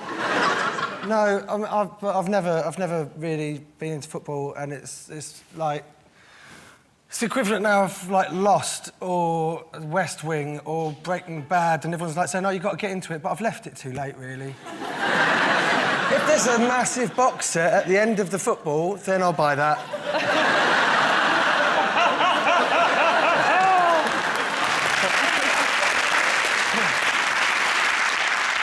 Well, Manchester United against Real Madrid is not in our top three. But Roy Keane claims the writing's on the wall for Wayne Rooney at Manchester United, but Rooney's not worried because he can't read it. Sean Steen, what else has the nation been talking about? The Queen's not been very well. No. She had a bit of a... I don't know, she had an adverse reaction to her swan jalfrezi that... She had the switch, basically. It's Philip knocked up. It's one of those weird things, you go, that's one of the real downsides of being royal, is if you have any ailment, everyone knows about it. You know, she's had sort of diarrhoea, vomiting, and the whole country knows about it. You wonder if that vomit, if that sells on eBay. No. I wonder if there is a market for that. I mean, I can easily imagine Paul Burrell there with a bucket by the drain. I don't know if there is a market. They're probably all waiting for Kate Middleton's afterbirth. Remember Prince Philip had his bladder infection? Yeah. You know, it's not something you'd want everyone to know about. And he's in a private hospital, and they pushed the news on, and the news is from outside the hospital where he's got a bladder infection, and everyone's talking about your... You've got basically got the most famous bladder in the world. And you get to the point where the Queen, I was expecting to see, like, you switch on the news, you know that guy Peter Snow at the elections, he's got, like, graphics of the Queen going, and the infection would have come into the stomach here, causing an expulsion here, later leading to more expulsions from this angle here. You know, just big graphics and, like, a plan of the Buckingham Palace, you know, saying that she would have run through this door here. To get to the loo. We don't think she would have made it all the way. The butler would have held her hair back. But that's what you do, though, in general, isn't it? When you've got an upset stomach, you kind of go, oh, I'm telling you. Never like that before. Unbelievable. I sat down, you should have heard the noise. Now, does the Queen do that? I imagine she's very dignified. She comes out and goes, one would give that 10 minutes if one were one. But she's got like 400 toilets in her house. She wants to try having the in a house where there's one toilet and your flatmates won't go to the bloody shop for you to get toilet paper. I imagine she wipes her arse with Andrex puppies as well. Run away, go on. She doesn't do that. She doesn't. She's got someone to do that for her. I bet someone wipes her. They get someone to do everything for them. They've got someone to take their condoms off. Whipping. When they've had sex, someone comes in, they go, I'm not touching it, you take it off. I hope you enjoyed those clips. If you want to watch full episodes of 8 out of 10 Cats, then you can on my YouTube channel. Just, search for it on YouTube and you'll find it, because it's there.